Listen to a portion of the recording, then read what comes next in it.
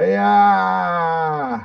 I'm just gonna keep doing this the whole time. Welcome It's very everybody relaxing. to another amazing Gangstagrass team stream. Hanging out this Friday night. We got more good conversation with all of you out there in internet land. So hop on the chat and let us know what you're thinking about, and we'll tell you what we think about it. Hey, if you got your brews, let them do what they do. We got brews? What? I got a brew. Oh. I got a brewer too. I got a brew. Hey, too. can y'all do me a favor real quick? Yo. Need everybody that's involved in this whole thing, everybody that's watching this, to throw a happy 75th birthday out to my dad. Yeah, Yo. Mr. Green. Mr. Green Sr. Happy birthday! Happy birthday. Happy birthday. Yeah. You man it. Oh, You made it, man. You made it. you And you officially have- don't have to give any more fucks. And for blessing us with the one and only our son, the voice of reason. The our son. Yes. Have you spelled that out recently, Randy? That's where it's from, dude. Mm-hmm. That's where it came from. As our son, as in Richard's son. there it is. That's where it came from. There it is, son of R. Not I thought- not arson. People often will mispronounce that and think, oh yeah, arson. I mean, Which is but like he which is does like pronouncing, often but it's like set pronouncing the place on Spider-Man, fire, Spiderman. burn the place down. Exactly. Yeah, and Randy got acquitted of all those charges. So Exactly. Yeah. That was not me. Most important thing to remember out of this. Let's not open these cases back up, people. Right. Exactly. Yeah. There will be no double jeopardy on any of this. Unless Alex Trebek is involved. Yeah. Delia, will you show what that we off, all say please? here. What are you? Seriously, look at it. It's like a Thunderbird kind of business there. Made out of jigsaw puzzle pieces. It's made out of something called plus plus. Uh-huh. Parents must know about this. I know all about plus plus. Do I need to know about this? You will eventually. Yeah. You will know. Or you can just stick with Legos because nothing comes close. Oh, let's fight about that. Yeah. The floor, bro. Just keep them off the floor. Stepping on Legos is like you may as well just stab yourself in the foot. Yo, what's the subject matter? I mean, for you have to today? stick on them at least once. That's your rite of passage. I guess it's Legos. Legos is the subject matter of the Yeah, day. we're all about Legos. Oh, let's fight about This that. game. I used to bite Legos when I was a kid. That's a good idea.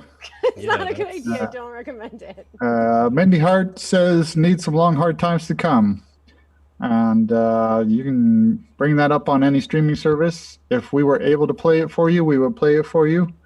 Oh, I thought she Also, was asking us to this pull our this shit winter. See also this winter. Mhm. Yeah, streaming on the live streams. It's really difficult. It's impossible. I shouldn't say it's really difficult, as if it's impossible. but Like if we tried harder, we could do it. right. That's unfortunately just not because of latency. So you have the time it takes for, the sounds to get, say, from Dan's banjo through his microphone and through his computer. That's not too much latency. That can be overcome. But then Why you when gotta make it gets around my the banjo whole- though? Yeah, and everything, it all has to all be coming from everywhere. Not too much latency. That can be back out. Why you gotta make it around my banjo though? Yeah, and everything, it all has to all be coming from everywhere. Not too much latency. That can go back out. Why you gotta make Who started playing the videos? I was trying to get to the Twitch comment. No. What you gotta do, you gotta pre-mute the audio coming from your browser Yeah. before you get on. That's what I've been learning to do. Yeah, you got to pre-mute the John from the. I mean, From the Pre dingus. the John. Yeah, man. I had a what? Wrench will appreciate this. Tonya says I had a friend who had a Lego tattoo on her forehead. She fell on a Lego as a child. There you go. That's how you get that Lego tattoo. Yeah. That's called real childhood trauma. So I want to take this moment to advocate for therapy, because therapy will help you from getting unwise tattoos, everybody. PSA from B. Farrell. Therapy won't remove a dent from your forehead, but it'll come close. Yes, folks. Yeah, shout out to therapy. Shout out to therapy. Yep. It may be covered by your insurance. Shout out also to insurance. Shout out to Boom Bap Therapy. What? Huh? What? DJ Health Promotion. BoomBapTherapy.com. You haven't listened to Boom Bap Therapy. That's the therapy you need. By the way, it's streaming now. Yeah, There you 21st go. century. Yeah.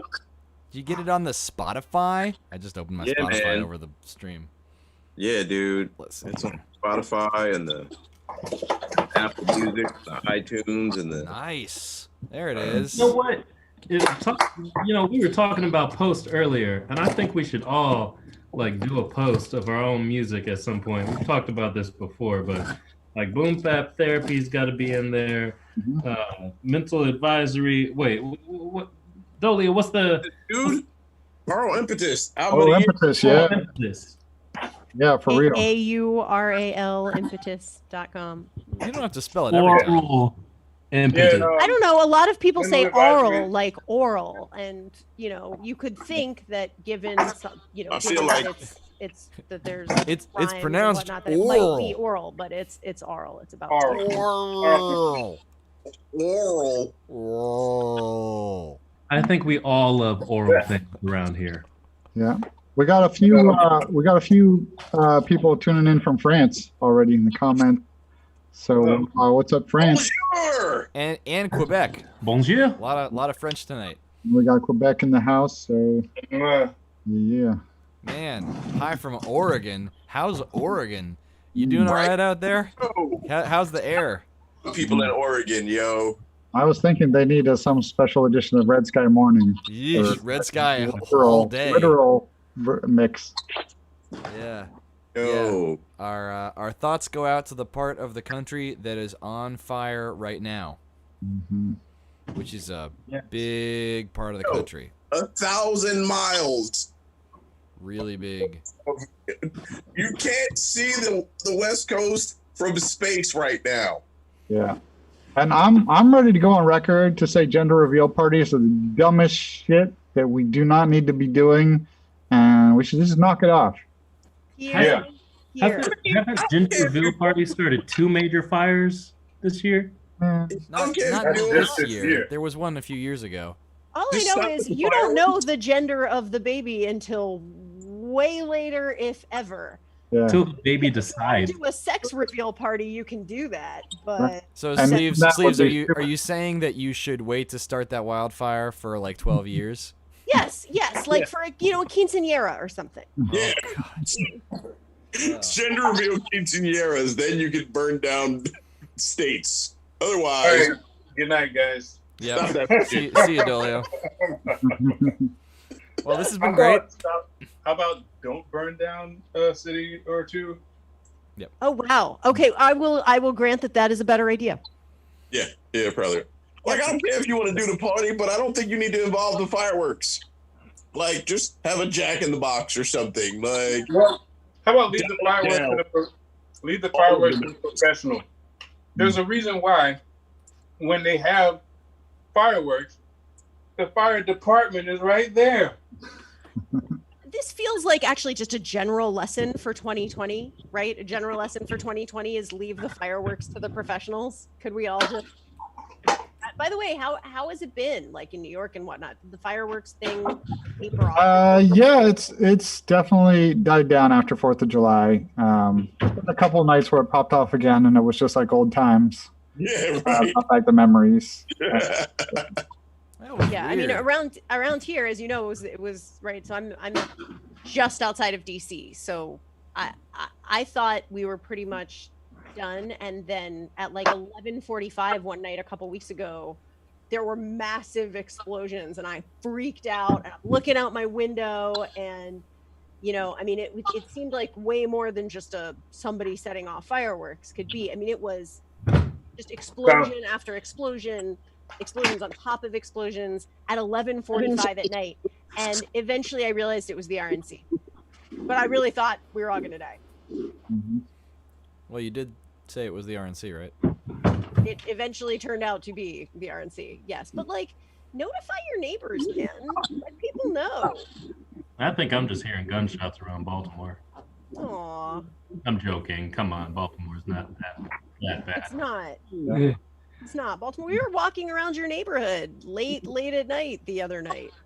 Well, I mean, you got to figure they had to do it for the RNC because the best is yet to come. The best. It's yet to come. You have to scream it, or else it's not the same. It's not the same. The Yeah, best I mean, is yet to And come. then they kick the Persian messenger into the bottomless pit. I feel like she thought there was supposed to be a crowd there that was supposed to be going crazy, and somebody just didn't tell her. Like, yeah, no, they're not gonna. They're not here. They're not. Yeah. You know, but some people were saying that was some mighty cocaine energy, and you know what? It was. The other part is, if I'm Howard Dean right now, Oh I'm man. see, you know what? Because Yeah. if you look, do me a favor, go back and watch and find that Howard Dean clip. The Howard Dean clip, the crowd was going nuts. Yeah. Oh yeah, no, they did a breakdown on this a while ago. Like it came through the mic weird on the recording for when it went on TV, but like it landed pretty good. Like it made sense. The guy was made out to be just this total goof, but like it was a cool moment. If you were there, it was a cool moment. They brought the crowd audio on him, so then it sounded like he was just a madman, Yeah. as opposed to him just being, the whole crowd was going crazy too. Man, listen. Like if you the two of them in comparison, like I was like, what is she doing? I love that Chappelle touched on stuff like that. I love that that's what he landed on. It's like, that Howard Dean yell?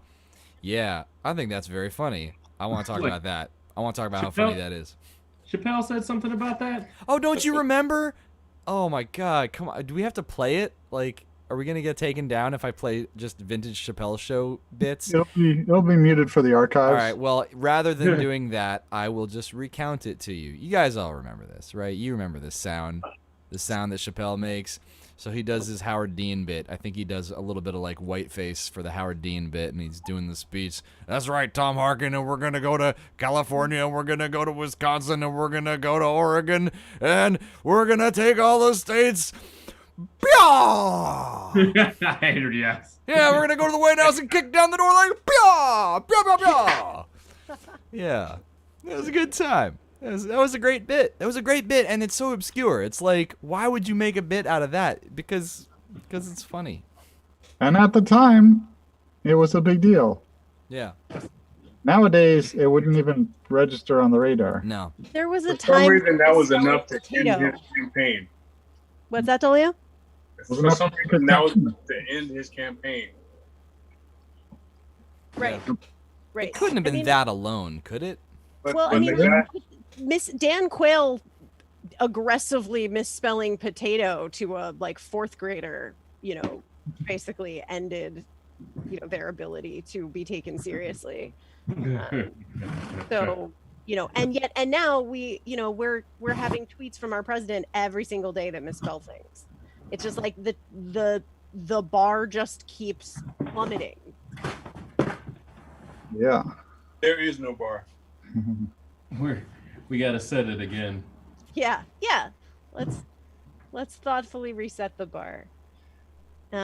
So wait, who's our guest again tonight, Wrench? Katie Romick coming. She is CWA District 7 organizing director, and they're doing cool things there. She's a friend of mine from way back that's kind of let us in on some cool stuff that they're working on, and just in general trying to implement anti-racism into union organizing, and how they're doing get out the vote stuff and whatnot. You said District 7? District 7. 7s are so awesome. Yes, prime, baby. Agreed. Yeah. Yes, J-Dog Rumors says that he says when COVID is over, we need to come to Wisconsin and play out there, and it is on the calendar for 2021. we are planning to get out there. So Yep. if nothing else, summer of 2021, we'll see you out there in Wisconsin. Yeah, one of the what part of Wisconsin are you coming from, J Dog? Because we were there, we were kind of a little all over the state. One of my favorite recent shows that we did was up in Door County. Yeah. That was just a really really good time. Just I've been great trying folks. to remember where that was for the longest time. Thank you, Dan. Yeah, man, Door County Brewing Company up there. I remember it because everybody refers to Door County as DC in shorthand, and so it was confusing to me because I'm from the District of Columbia originally, and then sometimes I go up to Canada and I hang out with the Canadians and they're talking about British Columbia and they're talking about BC, and then I mishear them, they misunderstand me. It's a great time, but we love Wisconsin. That was a really good time, and we ought to get back out there. I remember it for a different reason.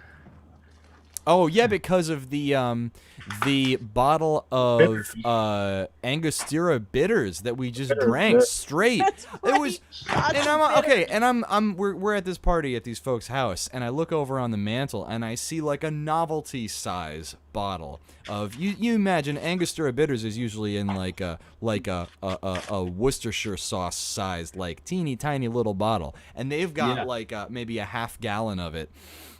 And I'm like, haha, that's very funny. And they're like, oh, you want to hear the story about Angostura bitters? It's our local specialty. There's this little island off the coast of Door County, and that's where they invented it and popularized it. And around here, we drink shots of it straight. And I was like, that's what we're doing tonight. Oh, because you never know. You go to somebody's house, you roll in late at night, like, is this the right house? Is there really a party? Are they going to kill us and eat us? It looks awfully dark. I don't know. And then you go in like, okay, this actually seems like a cool hang. These folks are okay. And then they gotta pull out the Angostura bitters. You know, there's always something. There's always something. Yeah, they had stories. That was a great madness. I still can taste it. We You know- miss you in Wisconsin, by the way. Yeah. Right. That's right. So in the YouTube comments, Ann Lincoln asked, "Do you ever talk to Trump supporters?" And I mean, I think we all do. I had one on my personal live stream just the other night, and you know, I think pretty sure we're friends now. You know, yeah, of course, absolutely. We have, especially like during the campaign, 2015, 2016. We were, I would say, in some ways fortunate to have a pretty wide variety of people that we're in touch with, because Gangstagrass travels around the country. Our fan base draws from all kinds of different communities, and we do get the chance to talk to people from all persuasions and hang with Trump supporters and really get to try to find out where they're coming from and try to let them know where we're coming from. And I mentioned this the other night, but I do feel like every passing week or month, it does feel like it's getting harder, and the gulf is getting deeper, and I see people that we would disagree with, but we used to talk to, getting harder and harder to have conversations with, and that makes me incredibly sad. I love racists. I think they're really funny people. And I chalk up a lot of racism to just ignorance. There's a lot of folks out there that just don't hang out around a bunch of different cultures. It's a really big country, and the diverse parts of it tend to be centered around city centers or in the outlying suburbs or countries of that. So if you go to some places that are really isolated, they just don't know. And honestly, that ignorance can be charming. It sucks that people are trying to militarize that. And I hate that, because a lot of those folks can be charming folks, just like they just don't know. Yeah. Go ahead, Brent. Go ahead. I was just gonna say, I feel privileged to be in this band, and to get to have the experience of touring around the country and going to a lot of these different places with this group of people, because it like you might wonder, like, do you ever talk to people who all your fans must be like totally Gangstagrass people. And the thing is, like, there's a lot of people. Look, I mean, if you're watching on like Twitch right now, you guys are the real deal. You know, folks been sticking with us for a while. We definitely have our fans who are all about us and who are following us and really supporting us and know about us and maybe agree with us on a lot of things. But we also get the opportunity to meet an incredible amount of people who maybe this is their first hip-hop show ever. Not only that, but they go to the show willingly. They stay for the whole thing. They actually enjoy it. And they just, you know, they open up maybe their minds a little bit. They have a new experience that they haven't had. Maybe somebody's first bluegrass show is our show. And that's, you know, I'm thankful for that, because I wouldn't want people to think like, oh, you know, all those Gangstagrass fans, you know what they're like. They're all the same. And that's not true. That's not how it is. We get to meet so many people and we get to introduce them to things, whether it's bluegrass or hip hop or the combination or whatever. We really get to introduce a lot of people to things. So I think it's a really good question. Because it gets to maybe that's like maybe my most favorite thing, my favorite part of what we do is that. Yeah. And Rand, what were you going to say? Something about the Trump talking to Trump supporters, or? I know a few, and I'm very cool with a few, and I feel like there's a few that I know that are like, my bad. Maybe we shouldn't have went that route. My apologies. And there's a few that are like, you know, that are still with it. And the thing that I have been asking a few of them, like, what, even if, you know, he was your decision the first time, what's keeping you there?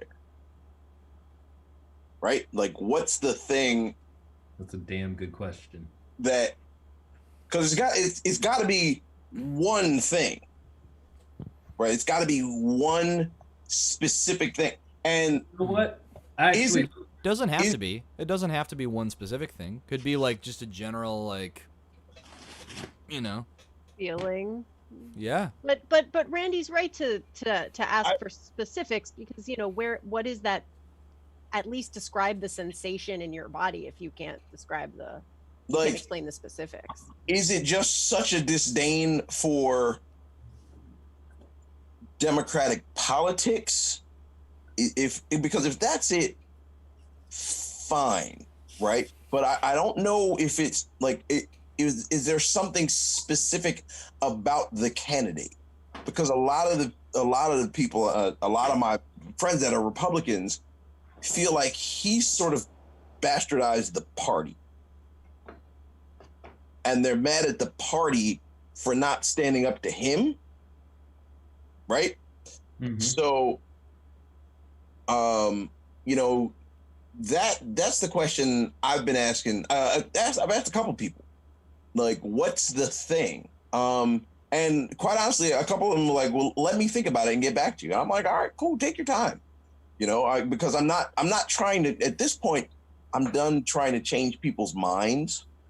Like, either, you know, you're about it or you're not. It's not up to me to try and change your mind. My only thing is what's keeping you there. You know, right? What I've heard? I heard, and I was listening to I think it's called United States of Anxiety, that podcast. With Kai Wright. Yeah. And one of the things that they were having call-ins for people that support Trump, and one of the things they were saying was security. They think Trump will protect them, and I from what? Right. I hate that argument. Like, really? What is he protecting you from? Because when you say that, it kind of feels like, is he protecting you from black people? Is he protecting you from the realities of this country that we all need to face and sort of deal with?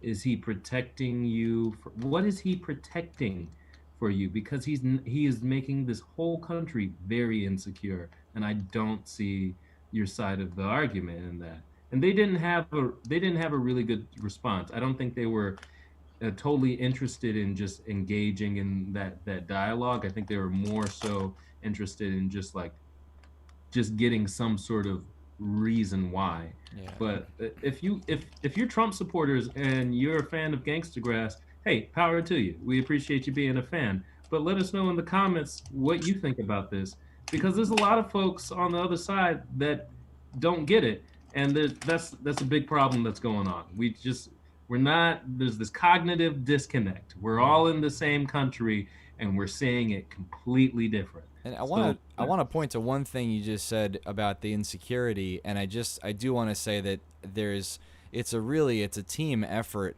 to foster an environment of fear in this country, and that's not something I want to put on any one person's shoulders, unless those shoulders are Newt Gingrich's shoulders.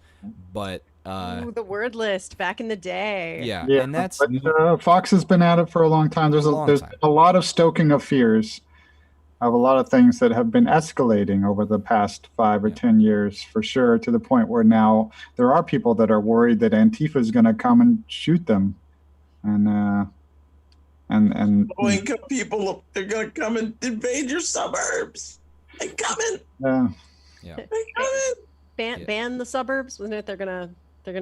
But to divert things back in another direction on the Twitch chat a little bit, Lily in Chicago, when we were talking about Wisconsin, wanted to know if we went to House on the Rock. Of course we did. Yeah, we Oh, did. God, House on the Rock. Yes, we did. I gotta say, I wanted to mention that J-Dog Rumors, who was asking if we're going to come to Wisconsin, we want to let you know, man, we will meet you at House on the Rock whenever we are back there, and do it again. That is a You can place. take acid with us.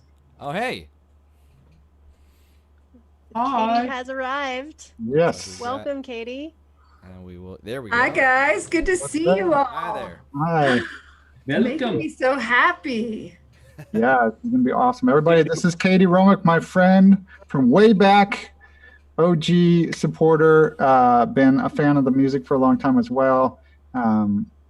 So she is doing awesome things over at CWA, Communication Workers Union, District 7 Organizing Director, and is gonna have a chat with us, any questions we have, but also tell us about things that they're doing to organize and make anti-racism part of the union organizing. And I'm sure we'll also talk about getting the vote out, which everybody's focusing a lot on right now.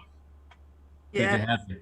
all of these things. So good to see you guys. I love you. I feel like you guys are really always giving me life with your music, and especially right now. It's funny, like even some of your older songs, they play differently now because in this new world. And I don't know if you're finding that, Oscar, and some of the rest of you guys, the wordsmiths, like how words that you might have had in the past are resonating in a different way. And so it is with the union work too. Our work is resonating in a different way in this moment. So yeah, I for just sure. you guys being like the soundtrack for the resistance for me and keeping my spirits up. So it's like a delight to be with you guys. Yeah, Yeah, that's nice to hear, for sure. We do it for you. it's such a funny thing. I mean, some of those songs on the album, we were doing songs from 150 years ago, from 80 years ago, but they do stay weirdly relevant in new ways. Like the zeitgeist just changes and stuff takes on weird new meaning that you could not possibly have predicted. Mhm. You guys have, I know I'm here to talk about the unions, but I have questions for you guys. Oh yeah, bring them on. I know, right? Do you guys have like certain songs that from your, the whole history that you're listening to in a different way, or that you're thinking about in a different way now with the situation? But we were just talking about doing a new version of Red Sky Morning for the West Coast. Since they literally have red skies right now. Yeah. Yeah, that's a very literal one right there. Yeah, this new dystopian world we're all living in. Uh, Yeah. But yes, we also did Freedom like before any of this stuff happened, and Freedom is like it's on the new album. It's a newer song, but it definitely has a much different meaning in today's context. It does. I'm so glad that you mentioned that because like we I like telling people about this. We recorded it before Juneteenth and before the protests around George Floyd's death, and then that started happening, and so we said, okay, well we can release that on Juneteenth. That'll be great. And people were like, wow, that's so great. It's so timely. Like you must have just written that like in a day and turned it around in a week. How did you do that? And then we've been talking about this sort of thing for years now, but it does change a little bit. Yeah, I personally don't think it changed. None of this stuff sounds different to me. I think it's more that there's more, people are more ready to receive the messages that we were already telling. Because nothing in the stuff that we wrote, the meaning of it, at least to me, didn't change because this stuff has been going on. Yeah. Dolio, that's my same experience with Union Message also. Like I'm having that experience with, basically carrying the same message with the union movement that I have for like 22 years and it being received in a really different way. Like people are more like a dry sponge to be like, how can I gain power? How can I have some control over this situation and have some of what I see, the world that I want to live in, be reflected in the world that we actually live in.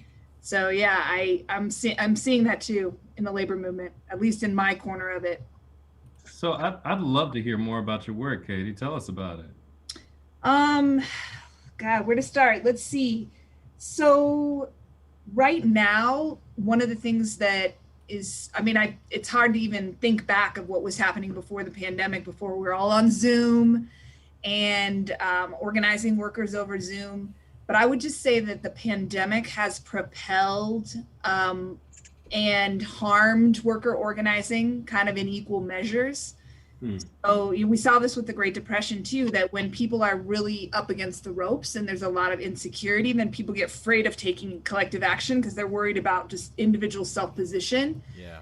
But also the pandemic has as it's separated, it's also totally demonstrated our inner connection and people are really angry. I was on a organizing training last night and we were just going around why do you want to build a union? And this one person was like, I'm so mad. I have to have somewhere to put this anger so that it doesn't poison me.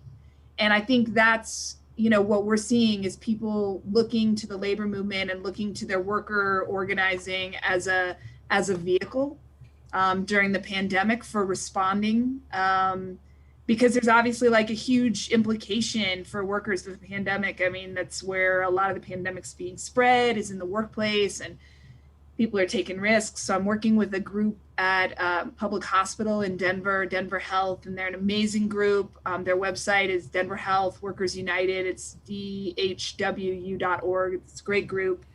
And there's, a bunch of frontline healthcare professionals, wall to wall. So we have physicians and custodians and nurses, everybody in between that are saying it's not okay. I mean, we're taking these risks, we're heroes, and yet here's this whole context in which we're working. And you got to hear this and not just call us heroes, right? You have to hear about this context and reckon with it. So, I think in the past, people weigh organizing, we know it's the most popular unions are the most popular now is basically in our whole lifetime. 65% of Americans think unions are good and a lot of people wish they could have them. It's can you get one? Can you take the risks? Can you live through the risks of trying to get a union in this country? And what the pandemic has done is changed the question of risk. Because there is a risk of not doing anything that becomes this kind of I'm not just going to lose my job. I'm going to lose my life. I'm going to take this thing home to my kid or my grandmother. And so I think that has really, woken people up to what it means to be in the workplace and the kind of risk that you're now taking to just be a grocery worker or an Uber driver or whatever in the pandemic. It's a totally different kind of risk scenario. So, and right now, a teacher as well, which we're facing a lot in New York right now with, places that are demanding teachers going back to work. And I think it's really important that the teachers have a collective voice through a union to be able to say, like, this is not, we will or we won't, based on our collective voice, do this, and have some power to negotiate it and say, we know what we're responsible for, but we also know what the government is responsible to put in place before it's safe to send your kids here, and we can shut this down if that's not happening. right. And then that they don't get bullied into signing waivers that basically, exculpate basically whoever is responsible for making them take all these risks. Right. Yeah. Right. And you see that in a lot of different places that people are being like, it's not safe and I'm not going to do it. And then in addition to the pandemic, there's this, incredible uprising, unprecedented uprising that happened, sparked by the death of George Floyd. And so for me in the labor movement, I'm looking at the WNBA players and the NBA players, high status workers doing something completely unprecedented, violated the NBA rules, violated their own contract. So most of these contracts have, no walkout, no strike, and withheld their labor and got actual concessions, right? Like got actual things. And the most amazing part about it was it wasn't about, wages and working conditions. It was about racism and dismantling racism in America. So they did this incredible, basically, wildcat strike for the common good, and incredibly inspiring. And those are like obviously high status workers with a lot of leverage.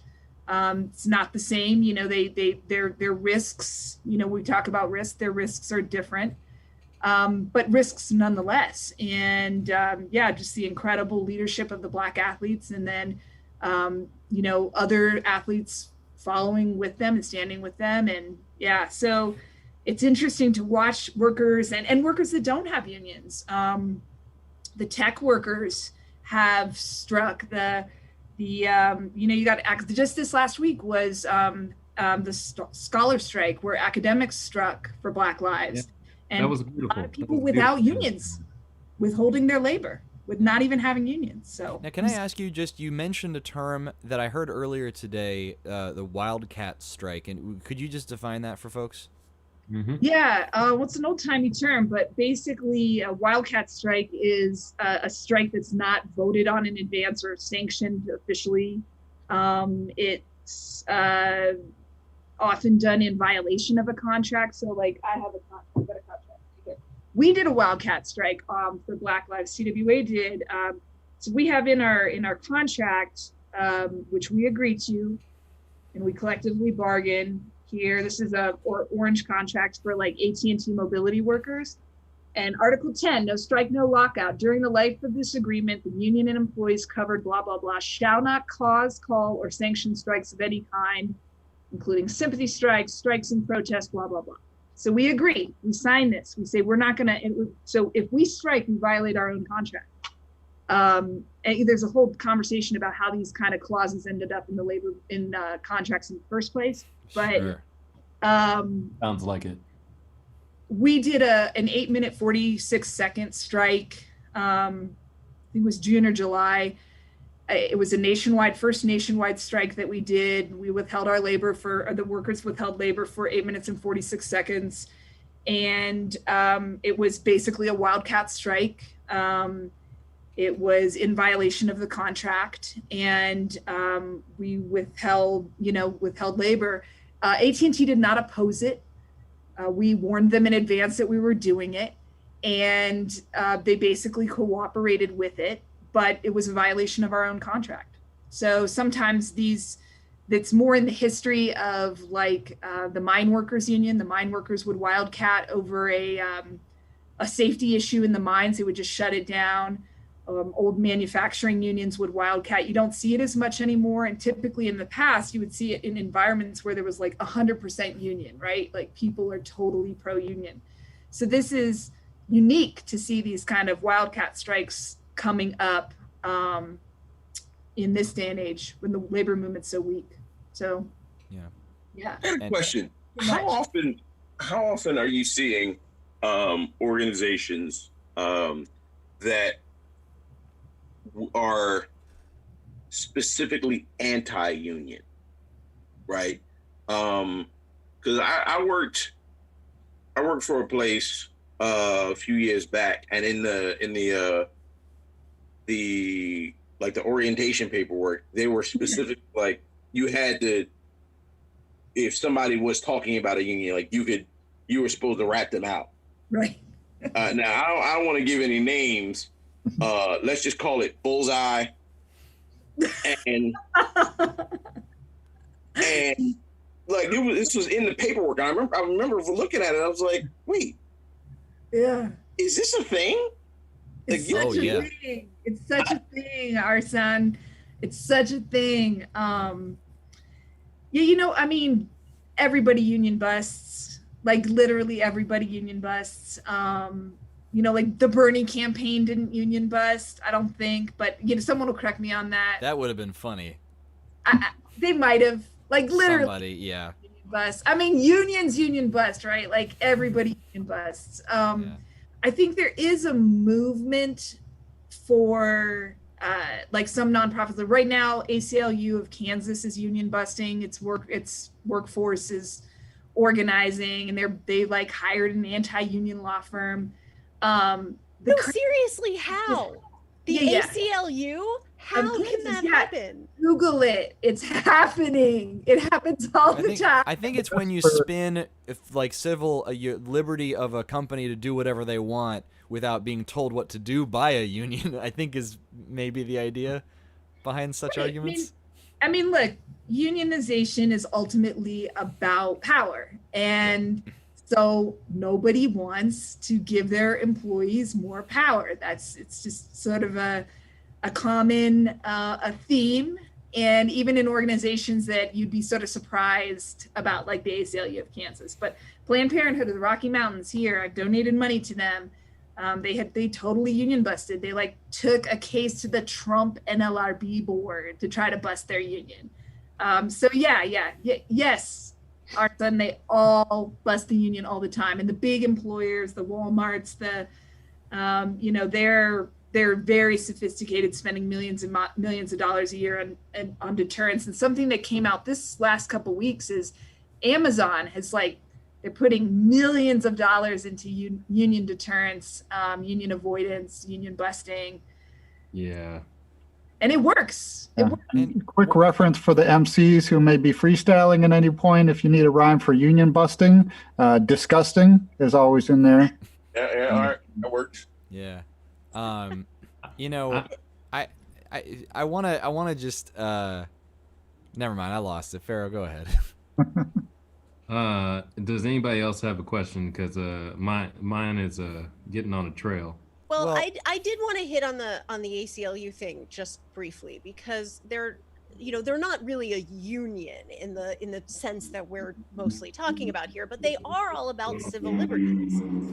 And at the height of our civil liberties is our freedom of association. So I mean, what you're doing in union organizing is it's amendment number 1, right? Exactly. I mean, am I misunderstanding that? Thank you. You are not. You are not misunderstanding. I got a question about the union, like disincentivizing, or I don't know, psychological warfare around unions. It's not all as simple as like we have a rule against unions and don't join a union, but it's deeper stuff, right? It's stuff like discouraging unions. And it's something I'm glad that you Wrench, you mentioned teachers earlier, because there's a few unions in this country that are like known as having some pretty decent bargaining power.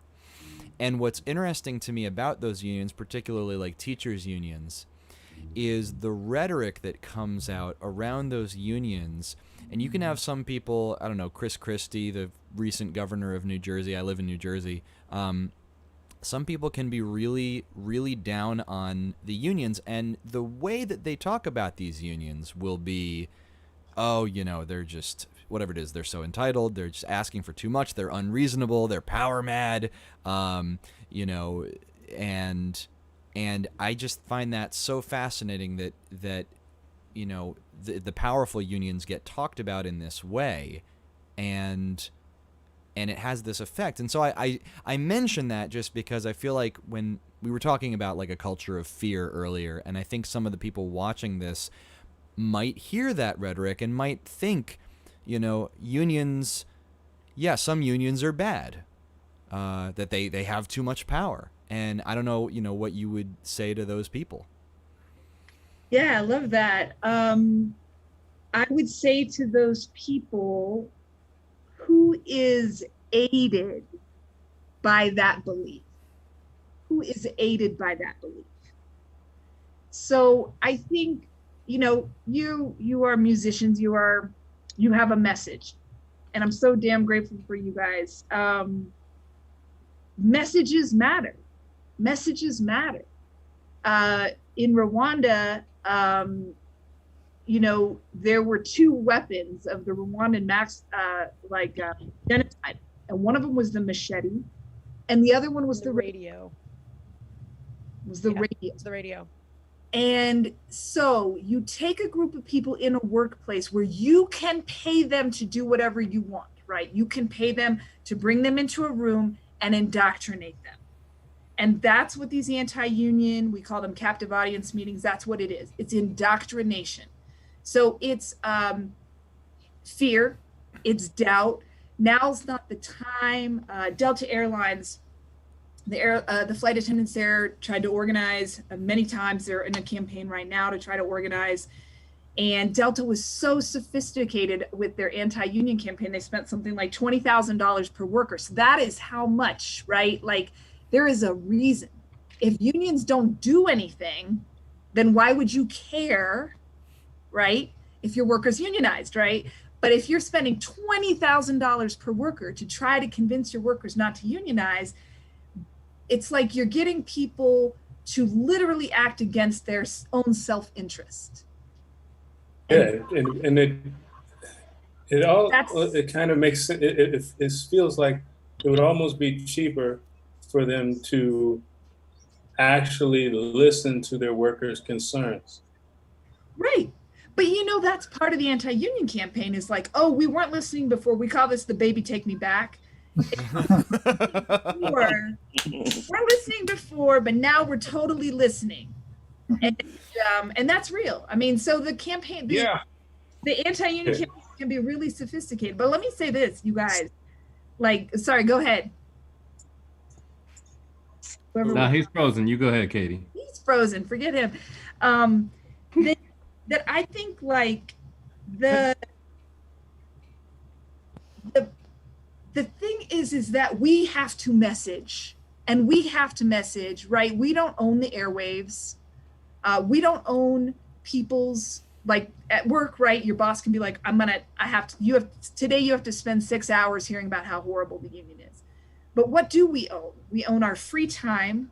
We own our relationships that we have with people. We own our own power, even though it's tiny. But if we put it with other people, then we get a lot of power. And that's what I'm seeing, a resistance. And I don't expect it to peak now. I think it'll be like, if you look at the Great Depression, the Flint sit-down strike that really kind of kicked off the UAW. There was certainly years and years and years of organizing before that.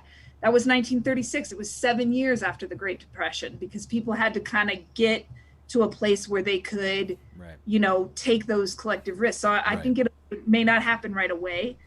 And I hope I'm not delusional, but I feel that it will happen. And that we have to have a message, and that message is delivered from person to person. Yeah. Its message is delivered from person to person. And one of our organizers, one of our activists right now is this incredible woman who's a healthcare technician at Denver Health. she said she saw this meme, and it was this saying that said, I used to think, I wish somebody would do something about that. And then I realized I was somebody. And I think that's what the labor movement is trying to say, is that you are somebody. Yeah. Yeah. Power. So I'd like to yeah, I see labor unions today as these really beautiful equitable franchises, but recently, just in my reading around, I've come to find that labor unions were a big part of the reason why African Americans were forced off the docks in a lot of Oh, yes. states around America. So there's this evolution Yes. to labor unions becoming yes. what they are today, and I would love for you to talk about that a bit. And I would love to Can talk I about throw in? Can I throw in a tack on from the comments to that? Similarly, in the like with the dock workers, places where unions might not be this force for good, potentially. In the comments in the Twitch stream, Boratine asked about police unions. And there's too much Everybody power always wants to there. talk about police union. But yes, but I yeah, want to so talk that about and the dock workers, please. Yeah. And we'll get to the police unions because we need to get to that.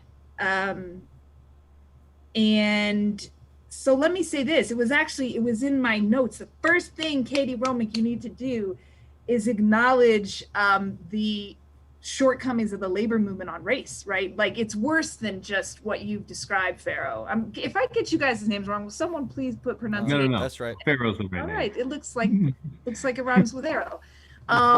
And so, you know, it's more than bad, right? Like, it's more than bad. And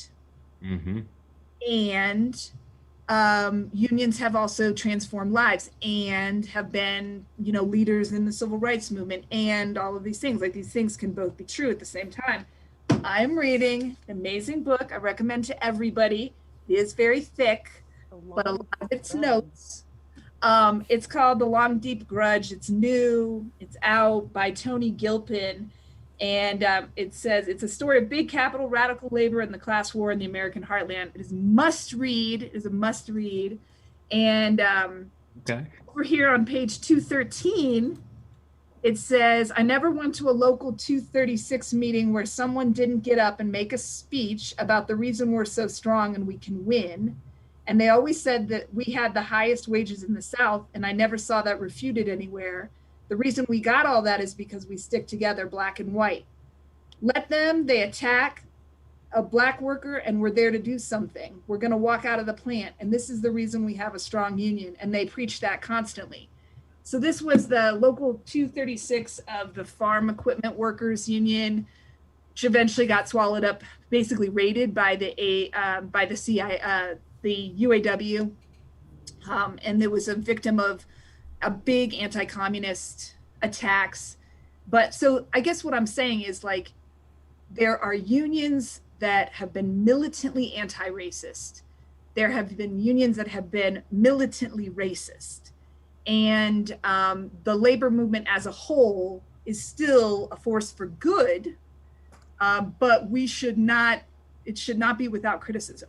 And I think, you know, in my own work, that we've got to see the reality of organizing, that I think organizers have always said, at least the organizers that I'm around, who I think are by and large anti-racists, have always said, you have to overcome divisions between people in order to fight the boss, right? Like, you have to unite people across race to fight the boss. So our organizing committees have to be representative, and we need leaders from all the different social, ethnic, cultural, language groups, et cetera, immigrant groups, whatever. That is a different message than saying, and we are going to fight and dismantle racism in the workplace, and we are going to fight and address racism as a workplace issue, even though racism as a workplace issue affects some more than others, right? So that would be a true anti-racist message, is that we are going to fight racism and dismantle it, even though it affects some of us worse than others. And that's the real, an injury to one is an injury to all. And I think that's where there's a lot of, I guess, unfulfilled promise in the labor movement, that we have our own work to do to fulfill. So, you know, we're trying to, those of us who are there and care about dismantling racism, we're working on it. If anyone else is out there trying to do that, like, let's get together and make this happen, because, you know, it's really not a choice, because racism doesn't just hurt Black people and other people of color. It hurts all people, all working people. And this is where it all comes back to Gangstagrass. It's all coming back to y'all. This is where it comes back. Seriously. There has been a multi-class coalition against Black people for 400 years in this country, right? And what we need is a multi-race coalition against rich people. And you all are the musicians for that. You are the musicians for that coalition. So God bless you. I mean, agnostic, you know, secular, spirit of life, really. I swear I'm not like seeking for compliments here, but in the interest of you, you know, elaborating on what you think is needed, how are we that band? But you know what I mean. Like, you know what I'm asking here. Like, what are we looking for? I do. I think, you know, it actually just, the world feels really new to me right now. And I don't know if anyone else is having the experience, just because so many things, there's like this dissonance of all the things that you used to do that you're not doing. And now you're doing these different things that you've never done before. And then pandemic and social revolution and awakening around a racial awareness awakening that's happening. And it's affecting me. And so even though I've been a huge fan of you guys for a long time, especially your live shows are so good. It must be terrible not to be able to do live shows. It is. Good live. I know the other fans out there know what I'm talking about. I love all your stuff, but you guys are awesome lives. People should go out and see you as soon as this pandemic is done. But I thought about this recently. I was like, oh, this is what they're doing. This is what you guys are doing. And so I'm going to answer the question by asking you one, which is how conscious is it? Is it just like, oh, I love these styles? And I imagine that the more time you spend integrating these styles, the deeper your understanding of this. Yeah. We come from a lot of different places musically and you know, culturally, and I think it is a very active pursuit to try to bring people together with this music. So yeah. I'm not sure if I said it that super concisely or if other folks have something else to add. Truth, it's truth. Yeah. I can speak to it as the founder that I definitely I think in terms of like a style, just wanting to hear that stylistically, but going in on that did lead me and us to discovering so much about the history of the racism in the music industry that separated these genres from the first place, and led us to being able to talk to people around the country from all these different perspectives that have really deepened our understanding of the opportunity that's here to be able to create these cross-racial, cross-cultural spaces for people to come together. And so that's been a journey of just wanting to do that music for how it's going to sound, then leads us down that journey of the opportunity to do so much more with it. Love it. Hey, Dolio, I know you and me have some qualms about the term anti-racist, and I would like us to fire up Katie's feet on this. Oh, dude, please. What do you mean by qualms? Oh, see, he's already splitting with you. I'm actually a fan of anti-racism. I had my qualms were with the term non-racist. Non-racist. You're splitting hairs, but let me hear you. Well, non-racist, racism to me just kind of acknowledges that a person doesn't actively engage in racism. Anti-racist is less of a passive role and more of an active role in dismantling systemic racism. Yes. Pharaoh, go ahead and give us your take on it. Yeah. When we battle anti-racism, sometimes I feel like we're battling ignorance. And there's a lot of folks that are purely just ignorant about other cultures. And I don't think it's justifiable to ream them over the head for being, per se, racist. Because they're just ignorant. And you find those people not just here in America, you find those people everywhere. Well, And with that, I actually have feelings about that as well, because I don't feel like that's displacing ignorance in itself. To me, isn't necessarily dismantling racism. That's more dismantling bigotry. Bigotry is, to me, someone's misguided views about another person based upon their perceived differences. Racism is a systemic thing. Dismantling racism, to me, means actually dismantling the systemic structures that keep that falsely bolstered hierarchy in place. And now we are back to the cop unions. yeah. See? So when it comes When it comes to the bigotry stuff, I feel like dispelling bigotry is easier than dismantling the racism. But it is an essential step, because once you get past the bigotry and you get the understanding, then you have the cooperation, and then you can both work together to dismantle the system. Something I worry about with this band is occasionally people will say stuff about us like, you guys, this is a band that's going to end racism. And I feel like we might do what Dolio's talking about, where we might help, somebody might see this band and maybe, it might help ease somebody's ignorance or somebody's bigotry on a personal level, maybe, yeah. But it's not like we're poised to single-handedly, you can't end racism on that scale just by holding a concert. No, but and again, real quick, that speaks to the idea. Man, I'm multitasking, bro. It speaks to the idea of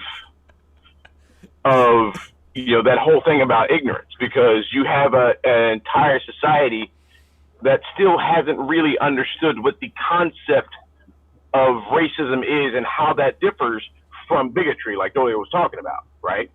So, there's so many people that talk about the whole thing, like, anybody that has some sort of qualm with any other person of any other race as being racist, ignoring the bigger things behind racism that aren't the same as bigotry, right? So until you really get people to understand those differences, first and foremost, right, then you have to work on their bigotry. But unless they really understand the concepts first, it stays just as difficult. Yeah, I do find it's an extremely limiting factor that we have people on different sides of this issue that are operating on a different definition of racism, right? And until we actually talk about how, what we actually mean by racism, not just being like some guy that's like, I don't like black people, but actually ways that, regardless of what somebody thinks, a different amount of money accrues to people based on their race, without anybody even necessarily having to have an intentional hand in it. And so having those conversations is something, I don't know how much we're going to do it as a band, but getting to the same definition of racism would be huge. And it's not the one that most people have grown up with. I, like a lot of people, grew up with our children's books about racism, or the way we were, racism was explained, was like, the blue people hate the green people and the green people hate the blue people. Isn't that silly? And like, yeah, okay, that is, and as Dolio stated, like, that's bigotry, right? We weren't taught, like, the green people have been undermining the blue people for 400 years and profiting off of all their, unpaid wages. And like, we were not taught the imbalance of it as a structural power thing. And that's something that we're still even just starting to have these difficult conversations around. Here. The star-bellied Sneetches. I was going to mention the star-bellied Sneetches. It did kind of, but the it but did. The I was going to crazy say thing that. is, right, but they did kind of do that, right? But Yeah. Starbellies were big for years, but For But their years. solution was a solution that we can't really implement, which was well. the non-star-bellied Sneetches just painted stars on their bellies, and then nobody could tell them apart. Everybody can. If everybody actually, can I read maybe that's it'll like, be okay. Yeah, I read that story as a kid, and it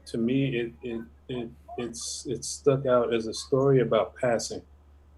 Yeah, it is. About what? And about the ability of a one group to assimilate to a ruling class by passing.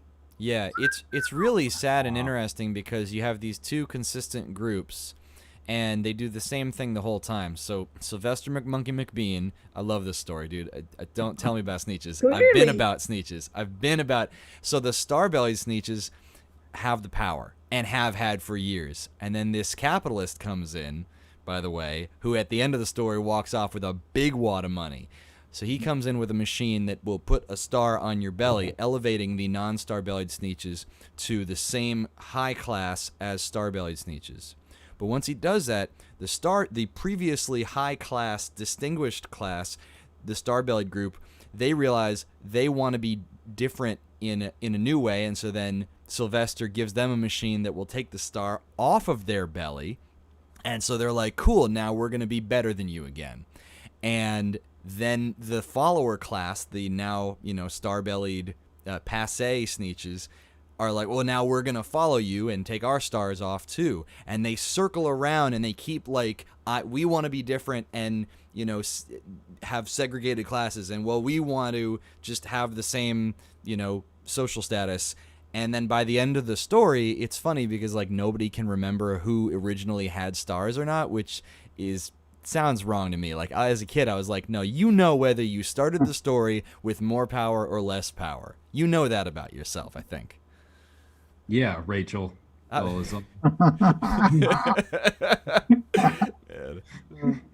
Sleeves, I'm so glad you mentioned that story. I love that story so much. Yo, did you hear about the new Rachel doll at all? Yep. Yeah. Yo, she was like, she was like, cancel me. I'm whack. Yeah. Like I was black for the last 30 years. Well, I'm whack. Yeah. It's interesting Does too. that count as like taking personal responsibility? Kinda. I think so. Well, I think it's more. It was a step. Yeah.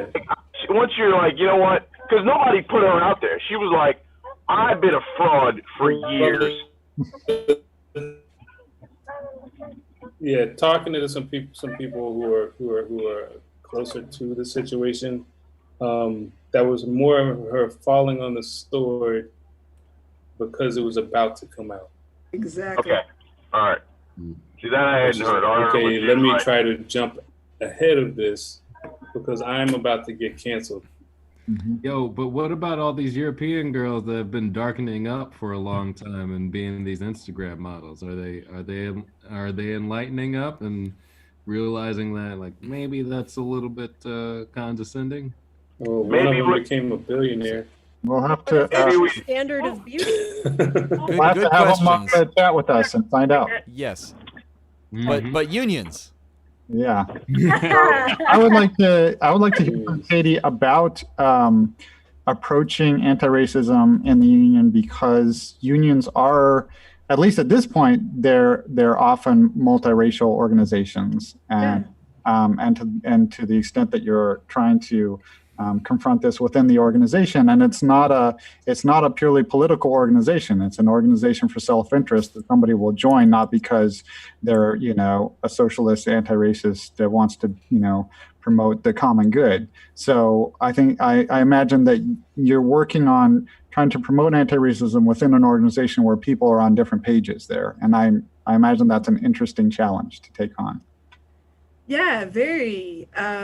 That's it. You hit the nail on the head there, Wrench. I think, unions are big tents, right? Like, we are not,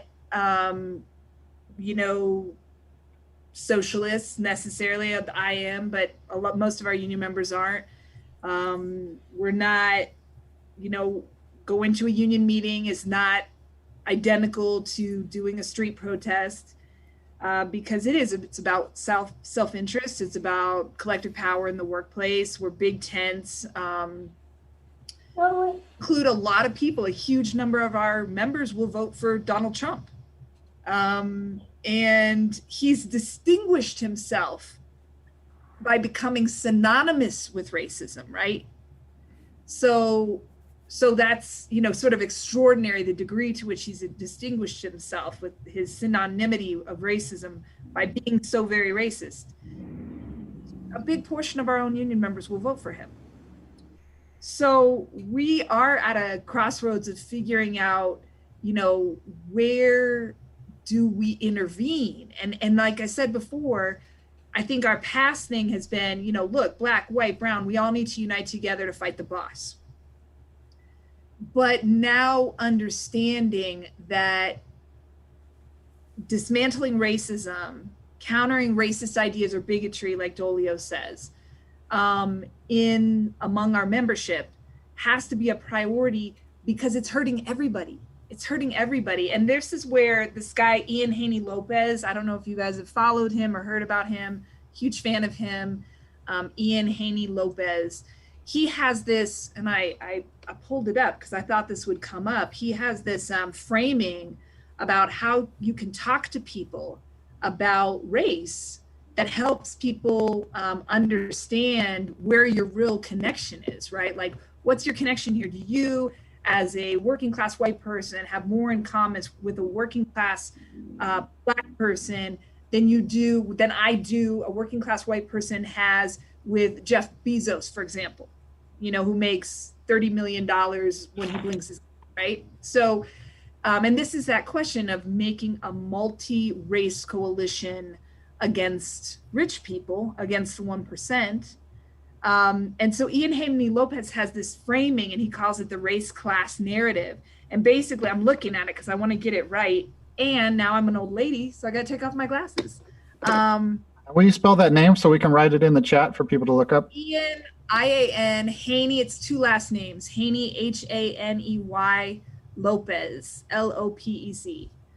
And he basically is like, this is the three-part thing of the race class narrative, is that you have to say, look, we should not trust these wealthy people. There's the guy, that's him.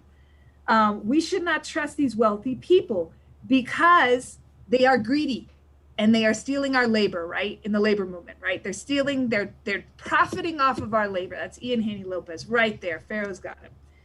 And so let's join together across racial lines in order to fight for a better world that works for all of us, right? And this can be specifically like a pro-government message, because this is the other thing, right?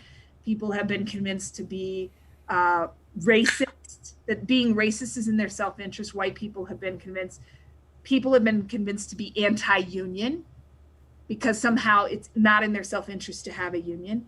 And people have been convinced that all government is bad. The government is evil, right? And so all of these are very interconnected, because who benefits from these messages is the wealthy elite or the ruling class or the 1% or whatever. And so you have to say, let's pull the curtain back, right? Like, who's the man behind the curtain who's benefiting from this? Who's the Wizard of Oz? What's that? Who's the Wizard of Oz? Who is the Wizard of Oz? Who's pulling the things? Let's pull him back. And we cannot trust this person. We can unite to defend ourselves. And what Ian Haney Lopez said is that that messages that are like, look, being racist is bad, are not as effective as saying wealthy people are trying to divide you so that their greed can be unfettered. They are trying to divide you, pit you against each other, so that they can benefit from your labor, profit from your labor, and take advantage of you. And the only way to fight back is to unite across racial lines. And this is important for you as a white person, you as a black person, you as a brown person. And that's the only way that you can do it. And so he has this race class narrative, and it's really about what I call target awareness.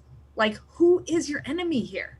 Well, wait. That's okay. So that's my question. Is it really rich people? I mean, I feel like all of us know rich people who are doing good things and are not, so I feel like maybe you need to refine the target a little bit. Okay. And actually, Ian Haney Lopez would probably say, don't just say rich people, because everyone wants to be rich, right? So like, maybe actual messaging in there, but listen. Yeah, it's about what you're doing. Super rich, the billionaires, the wealthy few, the 1%, whatever. The resource hoarders is Yeah. probably a better way. Resource hoarders. Yes. Thank you. Yes. The resource hoarders is an excellent term for that. Yes. Yes. I think there's something that's always been missed in this conversation, though. And I was actually having a conversation last night on my other radio show with an actual communist, like a self-professed communist. And I think a communist or a socialist? No, he's a self-professed communist. And I think the thing that often gets missed in when you're having this conversation is establishing that you want to have the collective sort of controlling its own power to make sure that it's not taken advantage of, right? But in the midst of that, the thing that has to not be forgotten is to not do those same things, right? Those same terrible things because if there's one thing that we've learned about American society is that everybody's trying to get theirs, right? So if we're all trying to get ours, we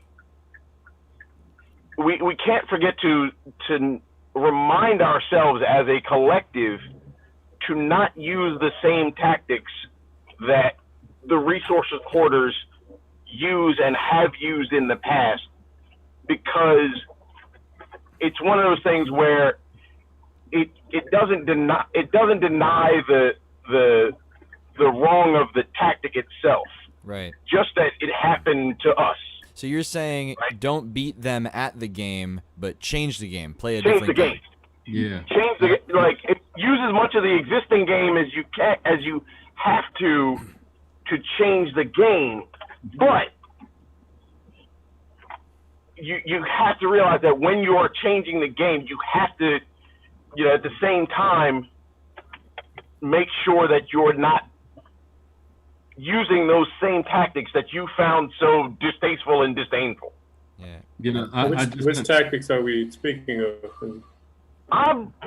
I'll speak directly to that because I just finished up this sci-fi book where it's mainly about political intrigue and whatnot, but when it comments on the actual people of the society, they've reached this sort of almost utopian place where there's not really any poor people. There's not people that aren't supported, but there is this class of grifters, and these grifters still take advantage of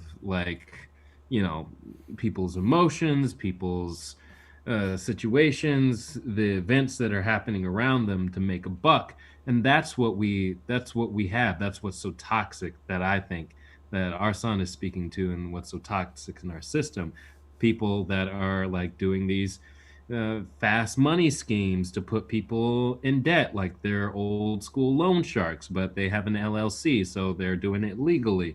Or someone like Jeff Bezos, who basically creates, if someone comes up with an idea, he creates the same idea but slightly different, and makes it with much cheaper parts and basically makes that company bankrupt. But now Amazon has that company with a different name. Let's call it, like, if the original company was socks, they call it So. It's that sort of thing.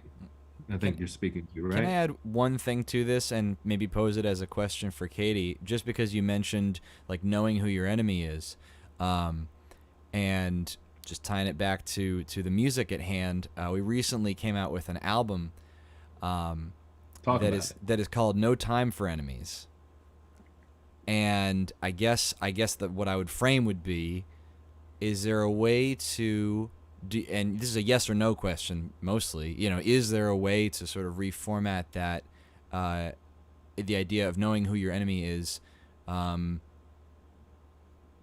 also acknowledging that we don't, what we're putting forward in this album, at least, is we don't have time to have sort of an enemy focused mindset. I literally put this down because I wanted to ask you about this. Yes. No, I think, the labor movement, I think, brings a certain kind of power analysis that comes from like a class war. Yeah. And it's very hard to abandon the language of enemy when you're being attacked in a class war. Like, literally killed. Like that goes back to the coal mine wars and people literally just getting shot over and this there's stuff. People like we have 30 CWA members who've lost their lives to the pandemic, most of who were infected at work, right? So a lot of hospital workers. And so that's different from being killed by like a Pinkerton. But is it though? But so I think to your point though, is that the tent has to be so big that it brings most people into it.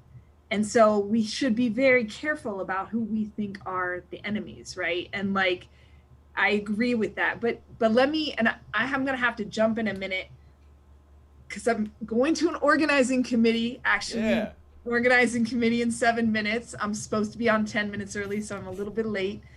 But sticking with us. Yeah, so good. It's like such a pleasure to be here with you guys. I wish we were all in the same room.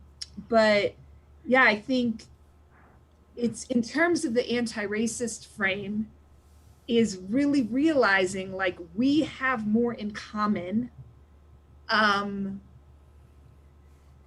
normal like people that are just that have to work in order to live, right? Like we have to work, like I have to work to have a house and to have food on the table. And there's a class of people that do not actually have to work to do that, right? There's a class of people that do not have to work to survive or to support their families. And that those of us, even though we may have different race, which is a social construct, but it's real, because you got to remember that racism came out of a labor need, right? We need cheap labor, slavery, and racism was created. There's this wonderful podcast series I recommend to everybody called Seeing Whiteness. I think it's Seeing Whiteness. And it talks about how race was literally created out of colonialization and the need for labor. And so, is it Seeing Whiteness, or is that a subset of another podcast? It's a subset of another it's like an episode series in another podcast, but I can't remember which one it is. I got to find what it is I'm talking about though. It's so good. And it was about labor. And so how do this has happened again, right? Like, so you have Amazon workers being,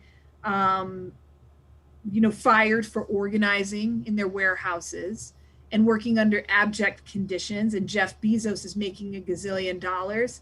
And the only way it's going to work is if working people of all colors unite and resist. But we can't do that. We were doing that without necessarily thinking about fighting racism also. And now I think it's become clear BLM has changed. BLM has changed me. Black Lives Matter has changed me. And it has changed other people that I see, that it's not sufficient just to unite across race, but we actually have to dismantle racism. Like racism is a fundamental part, racial capitalism, it's a fundamental thing that hurts all people. It hurts all working people. Shit, I gotta go, guys. Ah, Yeah. Great having boo. you to talk with and find out more about this stuff. I love it, and we can do it again sometime if we want to I, talk more. I think Thank you so the much, honor of Katie. my life. My daughter made me do an Elsa braid. For this Elsa braid is because of you guys. Hey, nice. So, All yeah. right. All right. And Good now to we see have to let you go. Have fun at your organizing committee. Nice. We're gonna go I back saw to what you did making. there. We're gonna go back to making silly jokes at each other. Yeah. All right. And thank you for Thank the you royal guys way for there. making this amazing music. You guys are bringing me life. Appreciate you. Thank you. Thanks, Katie. That was great. I didn't even get to ask her about where was it in the comments? The Marxist takeover from within. There was so much in the comments. Actually, the Marxist takeover from within comment was from Anne, right? And I hope Anne is still here because I'm completely, I'm not with her on the fear of that. Wait, first of all, who is fully ascribed to Marxism nowadays? Like, what the fuck? Well, let her Anyway. finish. Let her finish. Yeah, I'm sorry.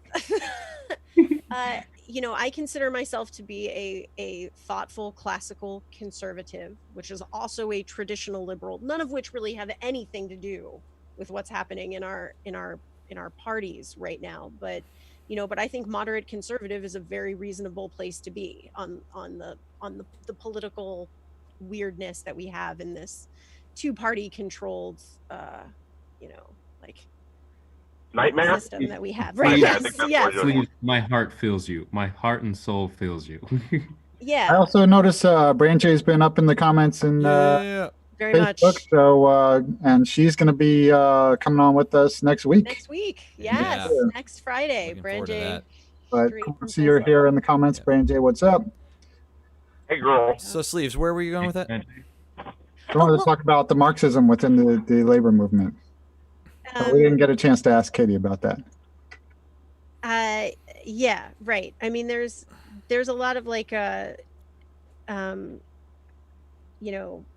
this idea of the moderate conservative, and it made me kind of want to clarify when Dolio says dismantle the system, he's not talking about, at least I don't think, and I don't mean to speak for him, but I don't think he's talking about dismantling like the Constitution.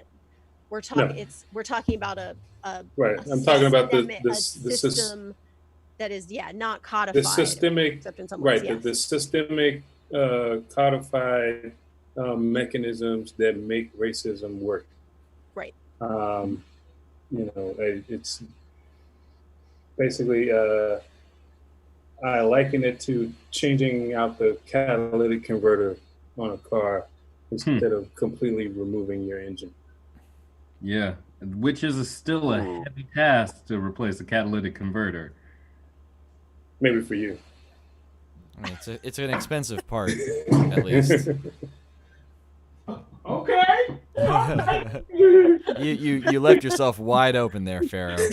All right, so but the Marxist takeover, it sounded like you were going to say that you don't feel like you don't sympathize with the fear of a Marxist takeover, but I don't. I feel like a big part of what's happening here, and this, I was watching the Trump North Carolina rally on my Twitch feed, just in the middle of the night one night, and a Trump supporter came on, and a self-proclaimed democratic socialist came on, and we had this conversation facilitated obviously by me. They didn't so much talk to each other, but the democratic socialist was very insistent that what he means by that is a very robust safety net, a system, if you will, in which nobody's going to go bankrupt from a medical bill, from having a medical emergency, right? A unemployment that is for a catastrophe kind of situation on a federal level that is just boom, guaranteed, here you go, we got you. This is beyond the state unemployment system, something, a big caring for each other, but still you can have your own business and you can create your own art, and kind of situation. And but a lot of people understand socialism and further communism as Marx had them, as he initially outlaid them and laid them out. And one would be, socialism would be government controlling the means of production. And so if someone's talking about being a democratic socialist and someone else hears you want the government to control the means of production, Right. then you have an automatic disconnect, right? Yeah. And it's very hard to bring somebody, if you just talked about wanting people to get unemployment easily from a central source during a pandemic, you might just agree on that. But then there's this whole set of jumbled stuff that comes with using particular terms and being very wedded to them. It's a very And I broad think- category. I mean, we definitely live in an age of branding where we attach these monikers to various ideologies, even if the monikers are not correct. Yeah. And I think that like if anybody who's out there listening, like if you're seeing socialism and communism as some sort of pejorative and people are selling it to you that way, you're being manipulated. Or unions. This is People- getting back to what Katie was talking about. Absolutely, Pharaoh. And then This is Katie not- asks, like, who benefits from that? If you're being Right. manipulated, if you're being actively misled to believe that socialism means Marxism and this is really the version of that, yes, maybe some people are academically misunderstanding and going from a textbook definition, but a lot of folks, I would argue, are being actively manipulated or could be. And, you got to look in the mirror. You always got to look in the mirror and say, is there a chance I'm being actively manipulated right now? And if so, and if who benefits from that? and Right, it's and good. you- Yeah. You probably also want to make sure that the focus it remains on the actual issue at hand, as opposed to whatever the overarching umbrella they're trying to put it into. Like, for instance, Wendy Rittermall. Sorry if I mispronounced your name. Rittermall, I'm yeah, saying that there's on a Facebook. belief that government regulation is Marxist ideology, but without government regulation of certain things, you're dealing with uninspected meat, unregulated drugs. Exactly. Exactly.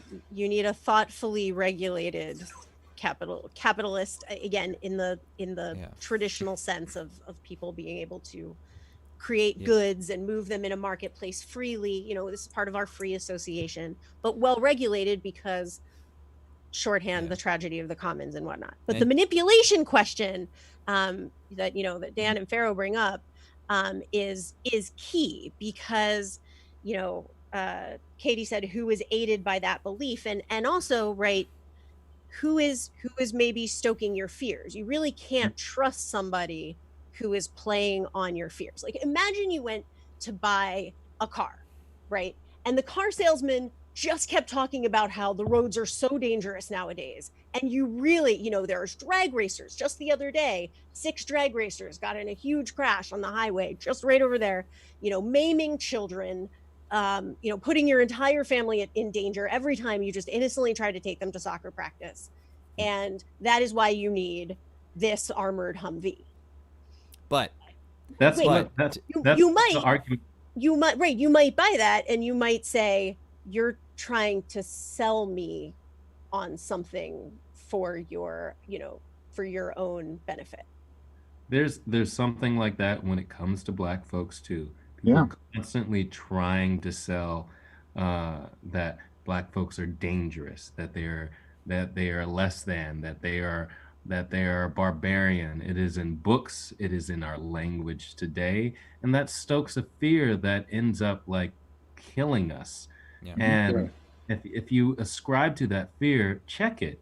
Please check it. Yeah, and It happens unfortunately, politically as well. Yeah. Like with Black organizations, the way that people have, some people think BLM is a terrorist organization because they've been seeing a very manipulated viewpoint of that, and having the fortune of having a pretty broad group of people that I've ended up with as Facebook friends and following on Twitter from traveling around the country with Gangstagrass. There are people who I get to see what they're forwarding, what they're posting, and what they're seeing is just the worst example of something somebody did at a BLM march that gets, posted, like, around, and that becomes their idea of the whole movement, and then context is added to it with a bunch of scare words and ways to make them think, oh, this is all about them, wanting to attack us. And we see the worst in each other. And it does also give me pause to think about what images I'm being shown of conservatives or of Trump supporters or of evangelicals or whatever. If I'm only forwarded the things about those of them who have done truly horrific things and said horrific things, even if I may disagree with all of them, but I may be able to have great conversations with a lot of them, but I could easily be turned by being shown the worst examples every time to rechange my definition of what it is. And so I've tried to be careful about that in terms of seeing the worst in a whole group of people. And I know that manipulation has been happening through social media for years and years, and I've seen how dangerous that can be. And please let me speak here, because I have been listening to Democracy Now! Again, because in an overarching sense, they do a decent job of getting some like global issues in there. But one of the things that they mentioned today, which was completely manipulative, fair but manipulative, was that they mentioned this big bike rally that had over 100,000 people that could be a cause for a lot of the coronavirus spread. They didn't back up any of this with any see, look, I'm doing the Trump fingers for you right now. They didn't back up any of this with any sort of data. They just said it could have because there was a lot of people and they weren't wearing masks. And Actually, we get it on our side too, and we're aware of what we're like. I'm aware, and this band is aware of how we can get manipulated on our side. But you have to be aware of how you're manipulated. Everyone. I believe they were doing that, but just for the record, and maybe Randy's about to say this too, they did actually trace a bunch of deaths back. Yeah, like 20% of the new cases in August, they said trace back to Sturgis. But there's a point there. I questioned it. Yeah, it. The point's valid either way, which is you always should make sure to be checking. You should always be skeptical. When you're listening to things from people you agree with, still be skeptical and watch out for the way that they're presenting things and whether they're actually backing it up and whether they're giving you a full view, and think about how you might get that view elsewhere. So to bring it back, anybody that's, hearing scary stuff about Marxists, man, I wish you could just read Marx for Beginners. It's cartoons. You could read it in a day. Read Marx for Beginners and see what he actually was about, right? And you may disagree with it, but I think you would be less scared of it. Right? And I think you would be able to talk about whether you want government control of the means of production, in terms of the fact that hopefully if you have a government of the people, by the people, and for the people, if that's in charge of some of the means of production, that's actually more accountable than a corporation that you have no say in what they do. Right, and at the core of that is a bunch of stuff that none of these ideas are new, or even were even new to Marx at the time. He just organized them in a way that was understandable by a group of people. A lot of that stuff at the core of it was stuff that was being touted by a very familiar name 2,000 years prior to that. And maybe that's what we need now.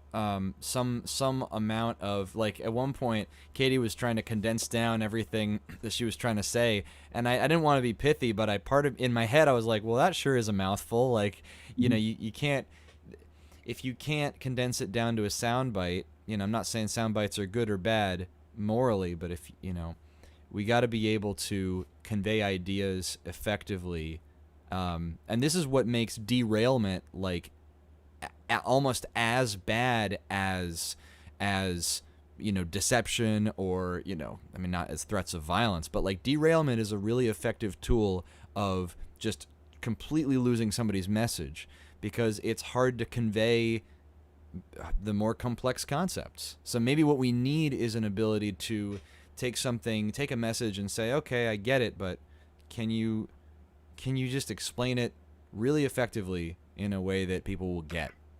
And I gotta say here, for anybody who's listening who didn't get the deeper parts of this is not we are not advocating for Marxism, because Marxism in purity, like I think someone tried it. I think Russia tried it kind of, but they didn't even really No, get. I don't They think didn't. No, They nobody's didn't ever get into really done the thing. Yeah. Right. No one's really Yeah. done the thing. That's- But There are we're some still, I- that's still not what's happening here. Yeah. there Here's are the thing. there are Here's the bits thing. of wisdom in every ism. All right, Just Randy. bits of wisdom in every Here's the ism. thing, though. Like you're saying, they all work on paper.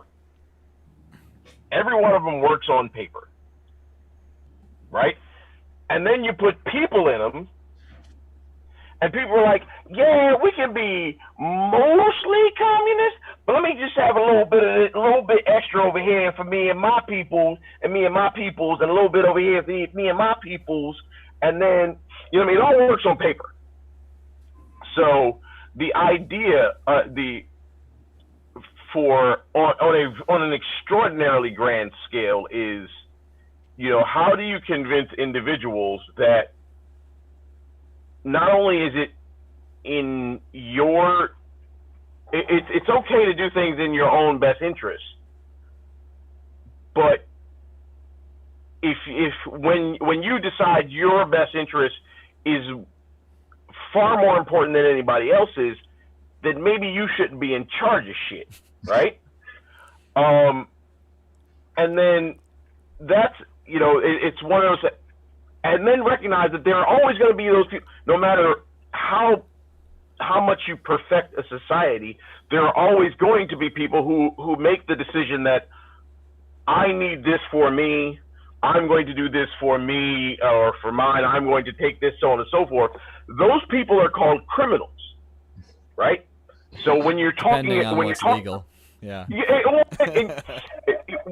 so when you're talking about, and I'm sorry, Katie had to leave before we could really get into police unions. You know, when you're talking about the idea of policing, right? There will always need to be some sort of policing in any society, because there will always be people who at some point make the decision that their need, want, etc. is more important than someone else's, and that society will hopefully have determined that that can't be the thing, right? And so it will have to be someone's job to make sure that those people who are trying to make sure that their needs are met beyond someone else's are not able to do that, which is what their any sort of policing agency is supposed to be doing. The unfortunate part is, in far too many cases, as we've seen, that's not what's happening. Again, and I'd like to make this clear. There's a lot of rhetoric around trying to paint Black Lives Matter as getting rid of cops entirely. And again, I want to say here, I don't think they're not trying to get rid of cops entirely. We're just trying to reform the system and defund a lot of the toxicity that's in the system. I'm currently right now communicating with the cops. Every time I walk out of the building and I see the cops, like there's a guy that patrols my block, and I say what's up to him all the time. And I appreciate him. He's a good conversation. He's from Baltimore. He's a cool cat. I got some stuff stolen off of I got an Amazon package stolen off of my front porch. Whatever. It's not a big deal to me. They refunded it right away, but I'd like to know who did it. And I'm trying to get the video footage from the corner store across the street, but they're taking forever. And you know what I did? I asked, like, hey, Mr. Cop, would you mind asking? I think you have a little bit more authority than me. And, you know, if necessary, you might be able to catch a warrant on it to really figure out what's going down here. Like, they're very useful. The cops are useful.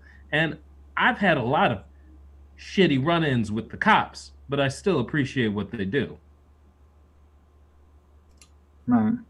But we need some sort of transformation on a pretty deep level of the way that the police in the country are structured and trained, and what they're deployed and not deployed for. And maybe this is related in a way, if I can sort of spin it to say, just thinking about something you were talking about, Wrench, like, you know, criticizing the and questioning the messages that come from what we see as our own people. I think this is something that maybe everybody can agree with, because I think there's a lot of people on what we would characterize as both sides of this, this sort of simplified binary divide in our country. I think a lot of people would think, I just wish that those other people would question what they're being told.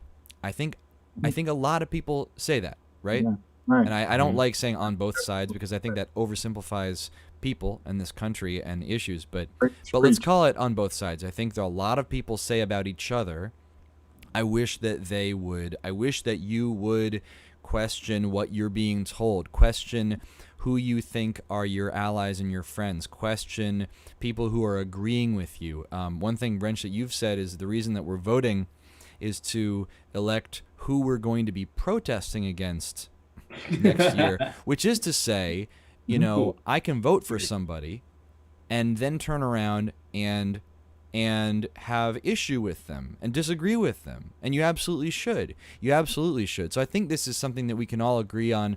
And it goes deeper than just like what we think of as political issues, which really, what isn't political. But maybe bringing it back to police, police for us so much is about our self-interest. The idea that the police exist to defend our self-interest is a powerful idea. And so I think the idea of questioning the police can be really challenging for some people to say, why would you question the police? The police keep us safe. The police are good. They mean really well. They've always been nice to me, and I don't see the problem. So part of it can be listen to people who've had, Pharaoh, you said you've had some really bad interactions. So part of it is listening to you, but part of it's also just, for me to say, I need to question these things that I think are in my self-interest. I think they're on my side, like I think they're on my team, but I should still question them. And I think everybody can agree on that. I don't think there's, in the comments, tell me if you disagree on this, but I think we all agree. I wish other people were questioning the stuff that they think they agree with. Mm-hmm. Yeah, it sucks for me because I tend to coalesce to wisdom. I feel decently. If someone has a really decent argument about something and I'm on the wrong side, it sucks, but I tend to just like, well, I'm fucking wrong. Well, you mean like stick to being wrong or admit that you're being wrong? What do you mean? I usually admit that I'm wrong eventually. That's good. That's good, though. I feel quicker than most. Some things, it takes a minute. But admit that you're wrong. Shit, like everybody needs to be able to do that. Yeah, but for me, it's also about being careful about how being egged on for the things that you already agree with, right? So somebody posts a thing about somebody, this group I politically disagree with, and it's like, here's this member of them who who did this asshole thing, and it's easy for me to be like, yeah, see, and then I got to catch myself and be like, oh, well, like that's also just an asshole, right? Are they all accountable for that? Is that really an argument about what the group is saying, or a reflection on that person being an asshole? Because I want us to actually be able to have conversations about what an organization or a group or whatever is actually standing for, not about whether some of them are assholes, because there's assholes in all of us. To speak to that, there's a website. I wish I could remember the name of the website because it's awful. But there's a website dedicated to highlighting heinous crimes that black people have done to white people. And that is a small percentage of the crimes that happen in the U.S. that don't take into account the amount of crimes that white people do to themselves. And like, it's awful that there's a site dedicated to just painting the evilness black people do to white people. When we're like 13% of the population. Dude, it's just stoking an illogical fear. One day in my life, and I did not repeat this day, but I started just go down a little bit of a rabbit hole of like, gosh, I wonder how bad it gets on the internet. Like, and Bad. the It's bad. intellectuals among us like to think, oh, I want to know. You don't want to know. You don't want to know about the depths. It's not just one site, man. And I know what you mean about it. Like, it had some terrible name. Like, Yeah. I've seen some things I wish that I had not seen. It does not make me better or smarter as a person to know just how much of a haven for racism, not just bigotry, but like real racism, the internet can Hatred, be. like frothing. If you want to see some, I don't want to see it. I wish I hadn't seen it. just go to any comment section on any newspaper site. Yeah. On any news site. Yeah, bro. If there is a comment section, I guarantee you, if it's not the first thing you see, it will be the second thing you see, and the third, fourth, fifth, seventh. Yeah. You know, keep counting. There's just going to be it could be a story about squirrels, and a cute squirrel that was taught to ride a remote control boat around a lake. And the third comment will be, and that's why those darkies don't deserve peanut butter. And then the rest. Yeah, then it goes crazy from there. You know what? It's funny. It's funny the places you find racism. That's all I'm gonna say. It's really funny the places you find racism. Bro, you want to have a good time? Anything comic book related?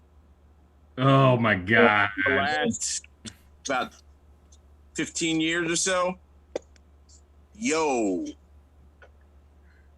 bruh. Yo, let's just talk about 007 being black for a minute. Like, come on, why not? Yo, dude. No. I would tell you why not. Why? Tell us. And here's the thing. One of the key aspects of 007 is, well, it's supposed to be his ability to blend in. No, Milo. See, the motto knows. His ability to blend in.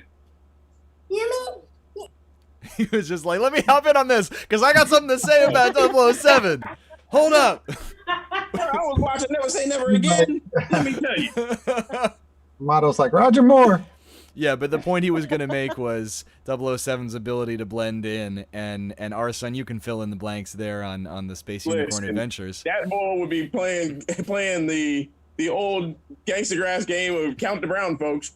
Everywhere he went. And yeah. Wasn't that an Amy Schumer bit about... Fun, right? Yes, that has some credibility to it, but there can be credibility to it without the vitriol that happened. Yeah, that's the thing. That is the thing. Like, because Dan, that thing you said about like not looking that stuff up, I love that stuff, man. I know you do. You do. Bruh. I love it. Not everyone does, and it's important that we never sign people up for things that they're, oh boy. Yeah, and to be clear though, I'm not talking about like a comments field. At least if you're messing with trolls on like YouTube comments, that's kind of at least like a fair field. I was talking about like going into like the deep, like the home of the racist, like going to those websites of like most of 4chan. No, not even because 4chan is like is again it's a forum, it's a community. Like they're definitely there, and the structure doesn't stop them. But like 4chan isn't much work. Okay, it is, but okay, but really we gotta. I'm sorry, I have to say a little bit of a word about the systems that we are communicating on. I mean, we're on right now. We are on Facebook, YouTube, and Twitch. Now, which was the one that was perfect? Thanks, Dan. That's why we got 3. Thanks, Dan. Here's the other issue. Sorry, man, but like 4chan's bad. 4chan doesn't do what they can to stop the problematic stuff. Does Facebook? Does YouTube? You know, like the systems need to be doing a little bit better. Well, Yeah, so here's this the other was issue. one of the things that. Well, do you want to go ahead, Rand? Well, just one Please. real quick thing is that, you know, the idea of the anonymity of the internet, you know, cats will say whatever you want. I guarantee you, if you were typing a word and you typing that word made you appear in front of the person that you were typing that word to, all of that shit would stop in seconds. Because somebody would be like, yo, dog, I just was typing nigga at this dude on Madden, and I showed up in his house, and he punched me in the throat.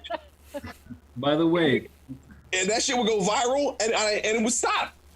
let's talk about the illusion of the anonymity of being online.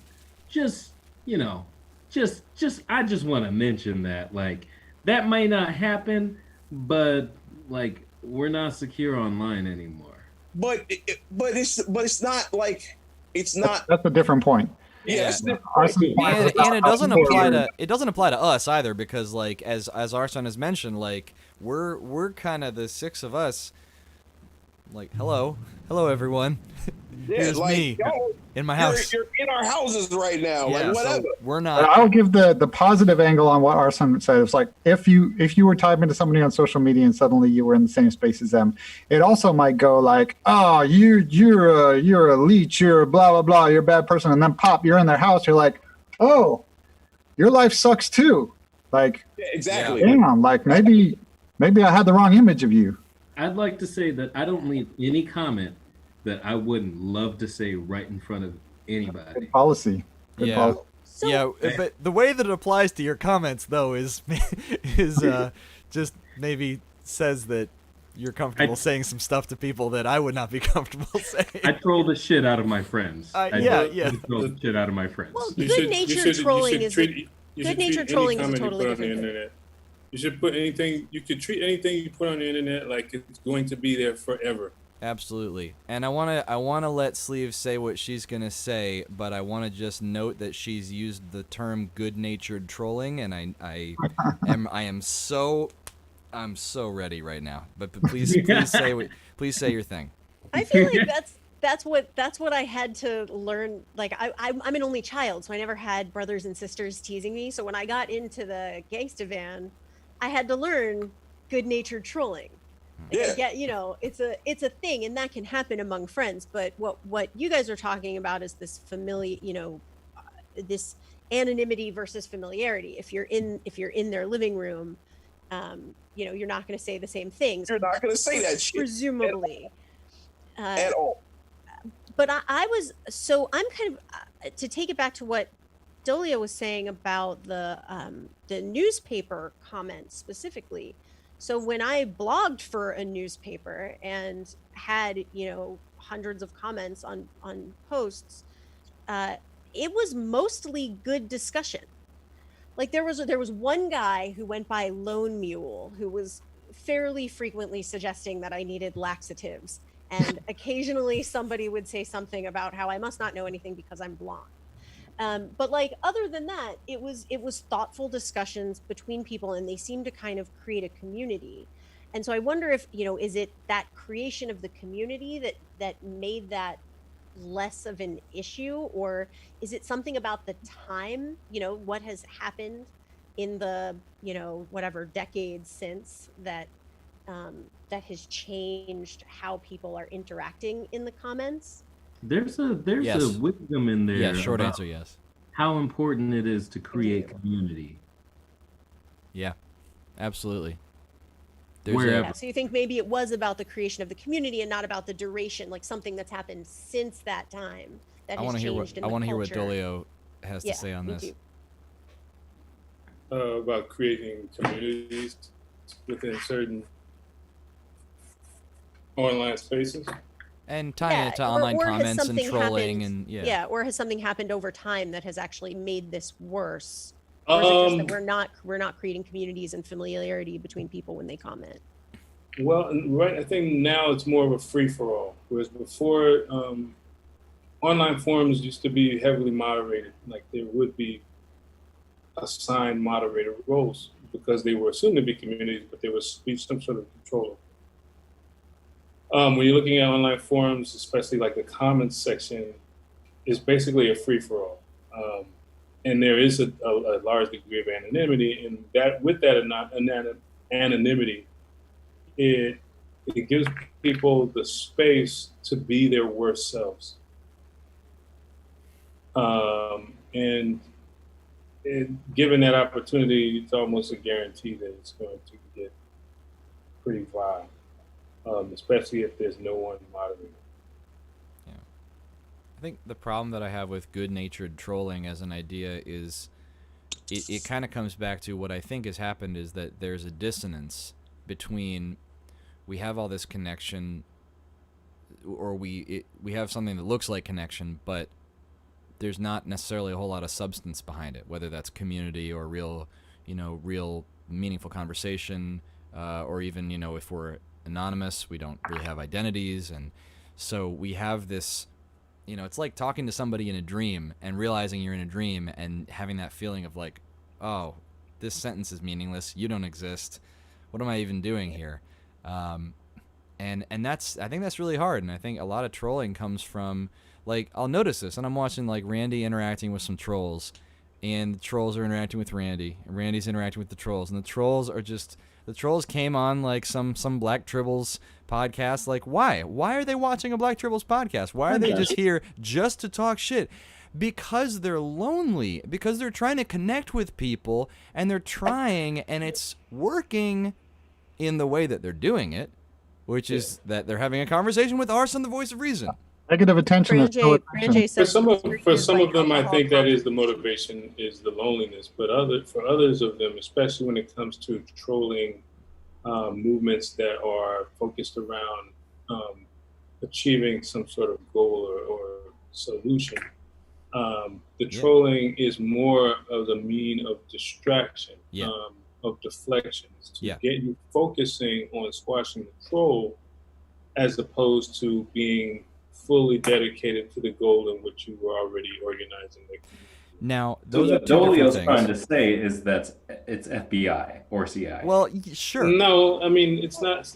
I won't go as far as that. I'm joking. I'm fucking joking. Yeah, I know, but I'm saying, and sometimes it could be, but it's more. But there is a motive behind the distraction, because as long as you are wasting your time trying to control the narrative around whatever this distraction is, you're not actually focusing on the topic at hand. And that's part of what we say. Yeah. Which is why I feel like these type of forums need to be moderated, because it forces adhesion at least to a topic. A lot of trolls also wouldn't turn out to be trolls once they're engaged. Some will, even if engaged, will remain trolls, but like people who might initially seem like they're trolling can actually be brought into a thoughtful discussion about something, and and come away with it being like, yeah, I'm listening to you, I'm hearing what you're saying. Yeah, I know, because that literally happened to me like 2 nights ago. Yeah, it's happened to me. Yeah, I think we've all had. I mean, we've seen those. Speaking of the YouTube comments, we've seen those exchanges happen right in the YouTube comments. Mm-hmm. Randy will answer somebody, Wrench will answer somebody, and Gangstagrass explains where we're coming from, and somebody says, "I'm excited to see you in concert." Yeah, but do you really want to reward that behavior? I mean, and I'll absolutely say I've employed a decent bit of sarcasm in my day, but they're not children. Do you want to reward that behavior? They're not children. They're seriously, engage with people on the level that you would want to be engaged with. And if you there are limits, sure. You don't need to spend a lot of your time on it, but creating incentive structures, I think we need to think about it more positively than negatively. Not as which is even true with children. Behavior, but are we reinforcing positive behavior? Mm-hmm. Which is true in children, yeah. Which is why what you're saying about sarcasm, someone needs to develop a sarcasm font. Yes. Yeah, for sure. Yeah, that's the sort of thing. Upside down exclamation mark. Yeah, that's the sort of thing that gets made fun of, though. Like, did you hear that Goldman Sachs has their own font now? That's the kind of news. That's the kind of news that I gravitate towards. And of course, when they created this font, there was a little not a disclaimer. There was like a policy that they had that said, now you can't use this font to say anything that's bad about Goldman Sachs. And so instantly the internet did what I love the internet for. And somebody typed in Goldman Sachs font, like Goldman Sachs eats babies, and then after that wrote, I retract that, Goldman Sachs does not eat babies, which just like made it worse somehow. I love that. That's one of the things the internet is great for. Yeah.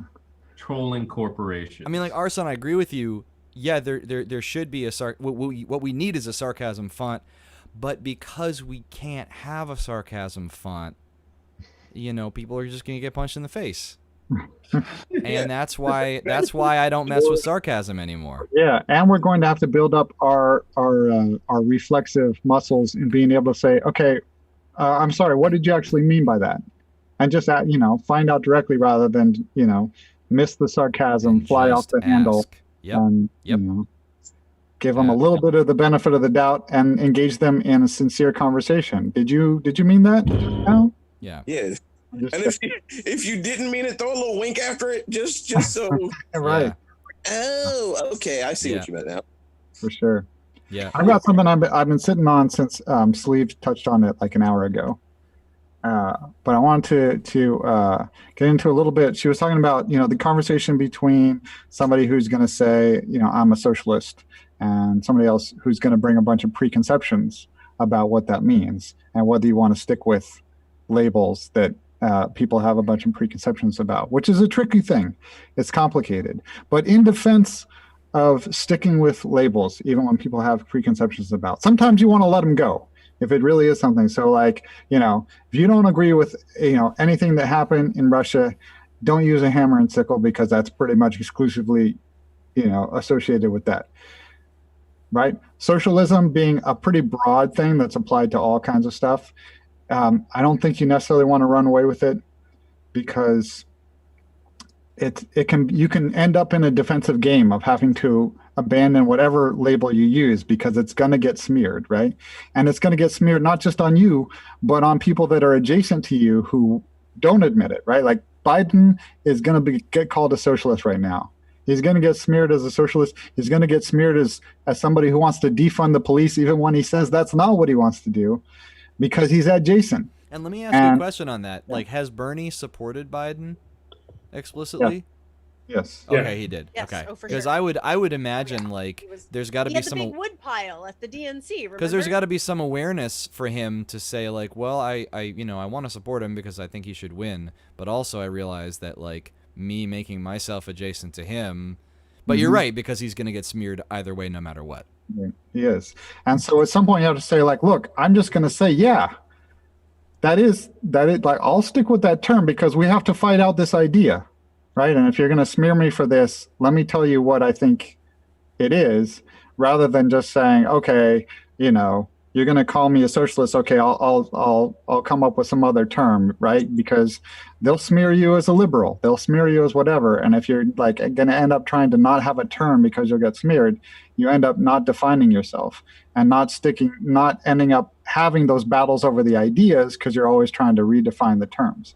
So at some point, and especially if you do agree with some instances of how that's been used, right? Because sure, there are some people that are liberal and not socialist, and maybe if somebody calls them a socialist, they want to be like, no, I'm not. But there are plenty, and I will rep this because there are a lot of times that ideas have been called socialist that I agree with them. And I've read books by Michael Harrington, the founder of the Democratic Socialists of America, and been like, I think this guy is pretty cool, and I agree with a lot of this. And and I've been involved in that, and certainly I don't agree with everything that every socialist has said, and I don't agree with things that a lot of socialist governments have done, but I agree with enough of it that I feel like the smears are inaccurate, and I should just be like, look, that's not what this is about, or maybe that is what it's about, and this is why I believe in that. Otherwise, you're just seeding the terms, and whatever term you use next is going to get smeared the same way. And sometimes you have to use that term as your battlefront to hold fast. And the one example I want to use with this is Black Lives Matter, right? Because Black Lives Matter come on the scene, and they're picking, right, the probably the most innocuous thing you can imagine is saying that Black Lives Matter, right? Like on the face of it, of course Black Lives Matter, right? But people who are not down with that agenda and some of the things that it means in terms of changing our society so that there isn't white supremacy are going to pick apart things like that. Say, oh, you mean white lives don't matter, or why just Black lives, and are uncomfortable about having a term that specifies Black people, right? And you could like run away from that and be like, oh, I guess we need to come up with a different name for the movement that's not going to anger anybody. Or you can be like, yes, Black Lives Matter. And at first, a lot of people are going to have a problem with it. And then after a while, fewer people are going to have a problem with it. And then after a while, McDonald's is going to say Black Lives Matter in an advertisement, and it's going to be everywhere. And people are going to be like, yeah, of course Black Lives Matter. And when you come out with a term like defund the police, a lot of people are going to be like, no, no, no. Oh, you're giving people the wrong idea that you want to, take away all the police's money. You should come up with something about, retraining and readjusting, changing, transforming the police, not defund the police. I believe, that 5 years from now, that's not this conversation that we're going to be having. We're going to be having a conversation about the places that some of that money could go that would be more useful in resolving conflicts and preventing violence. And so sometimes sticking to your guns on an idea or a term is an important thing to do, even when some people are completely misinterpreting it.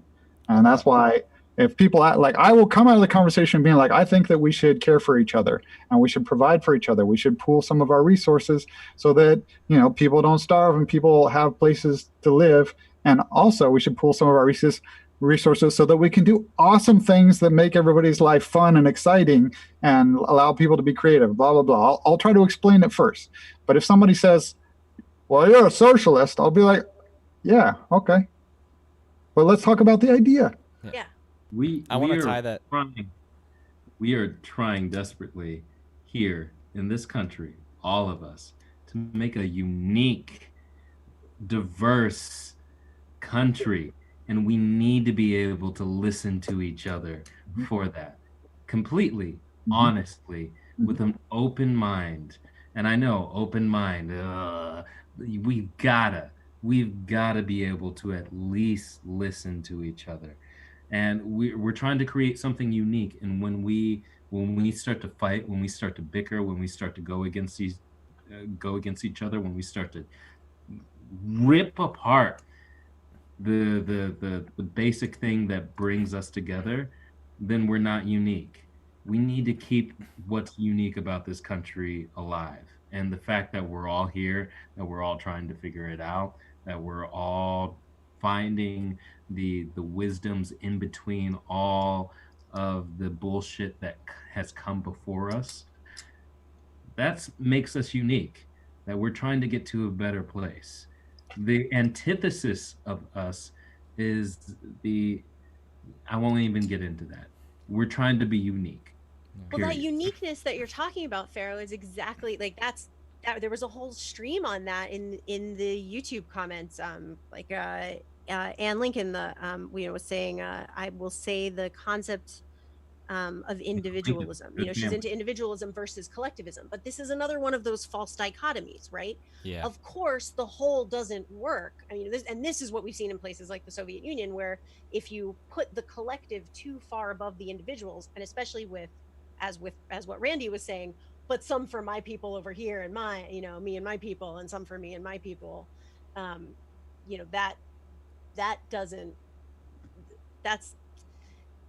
need to have the individualism. You need to have ultimately it's the people who step forward. Somebody was saying, what was it? Being mad at the party for not standing up to Trump. But really, ultimately, it's the people who have to stand up for, as Wrench says, caring for each other and for being able to pursue our own uniqueness. Yeah. And I'm gonna sit here and I've got to go pretty soon because I've got to get on another call. But I want to throw this craziness into the woodshed real quick, and maybe you guys can sparse this a bit. I think it's fucking crazy that HBCUs have always had to go and advocate for their funding every year, and Trump was just just give it to him for a while. Just all forever, just which was cool. or whatever. I still realize that I still don't like the fucking dude. I still don't like him. I don't care what he did for HBCUs, but the fact that the liberal infrastructure couldn't do that, like, what's up with that? That's something that we should question. And like, that doesn't make Trump a good person. Hell, all the great things Obama didn't make the fact that he expanded the drone system and was big at deporting folks. Like, it doesn't make that shit better either. You can like things that people do, individual things that people do, like giving the HBCUs that money on a permanent basis, not making them ask year after year, and also not like the overall thing. You can also like an overall thing and not like a particular aspect. Or maybe it's more helpful to say you like some things and not other things, and it maybe is not helpful to, maybe it's not worth saying like, well, do you like Trump or not? You know what? What does that even mean? What does that say? Let's be specific. Do you like what he does? Do you not like what he does? Him and not want to vote for him. What is the stuff that you do like? What is the stuff that you don't like? And at the end of the day, what's your math? Like people talking about, well, I don't know if I like Biden as much as some of the other people in the primary. Okay, sure, that's complex, but are you going to vote for him? You could want to vote for someone, or at least be willing to vote for someone, Sure. and not like them.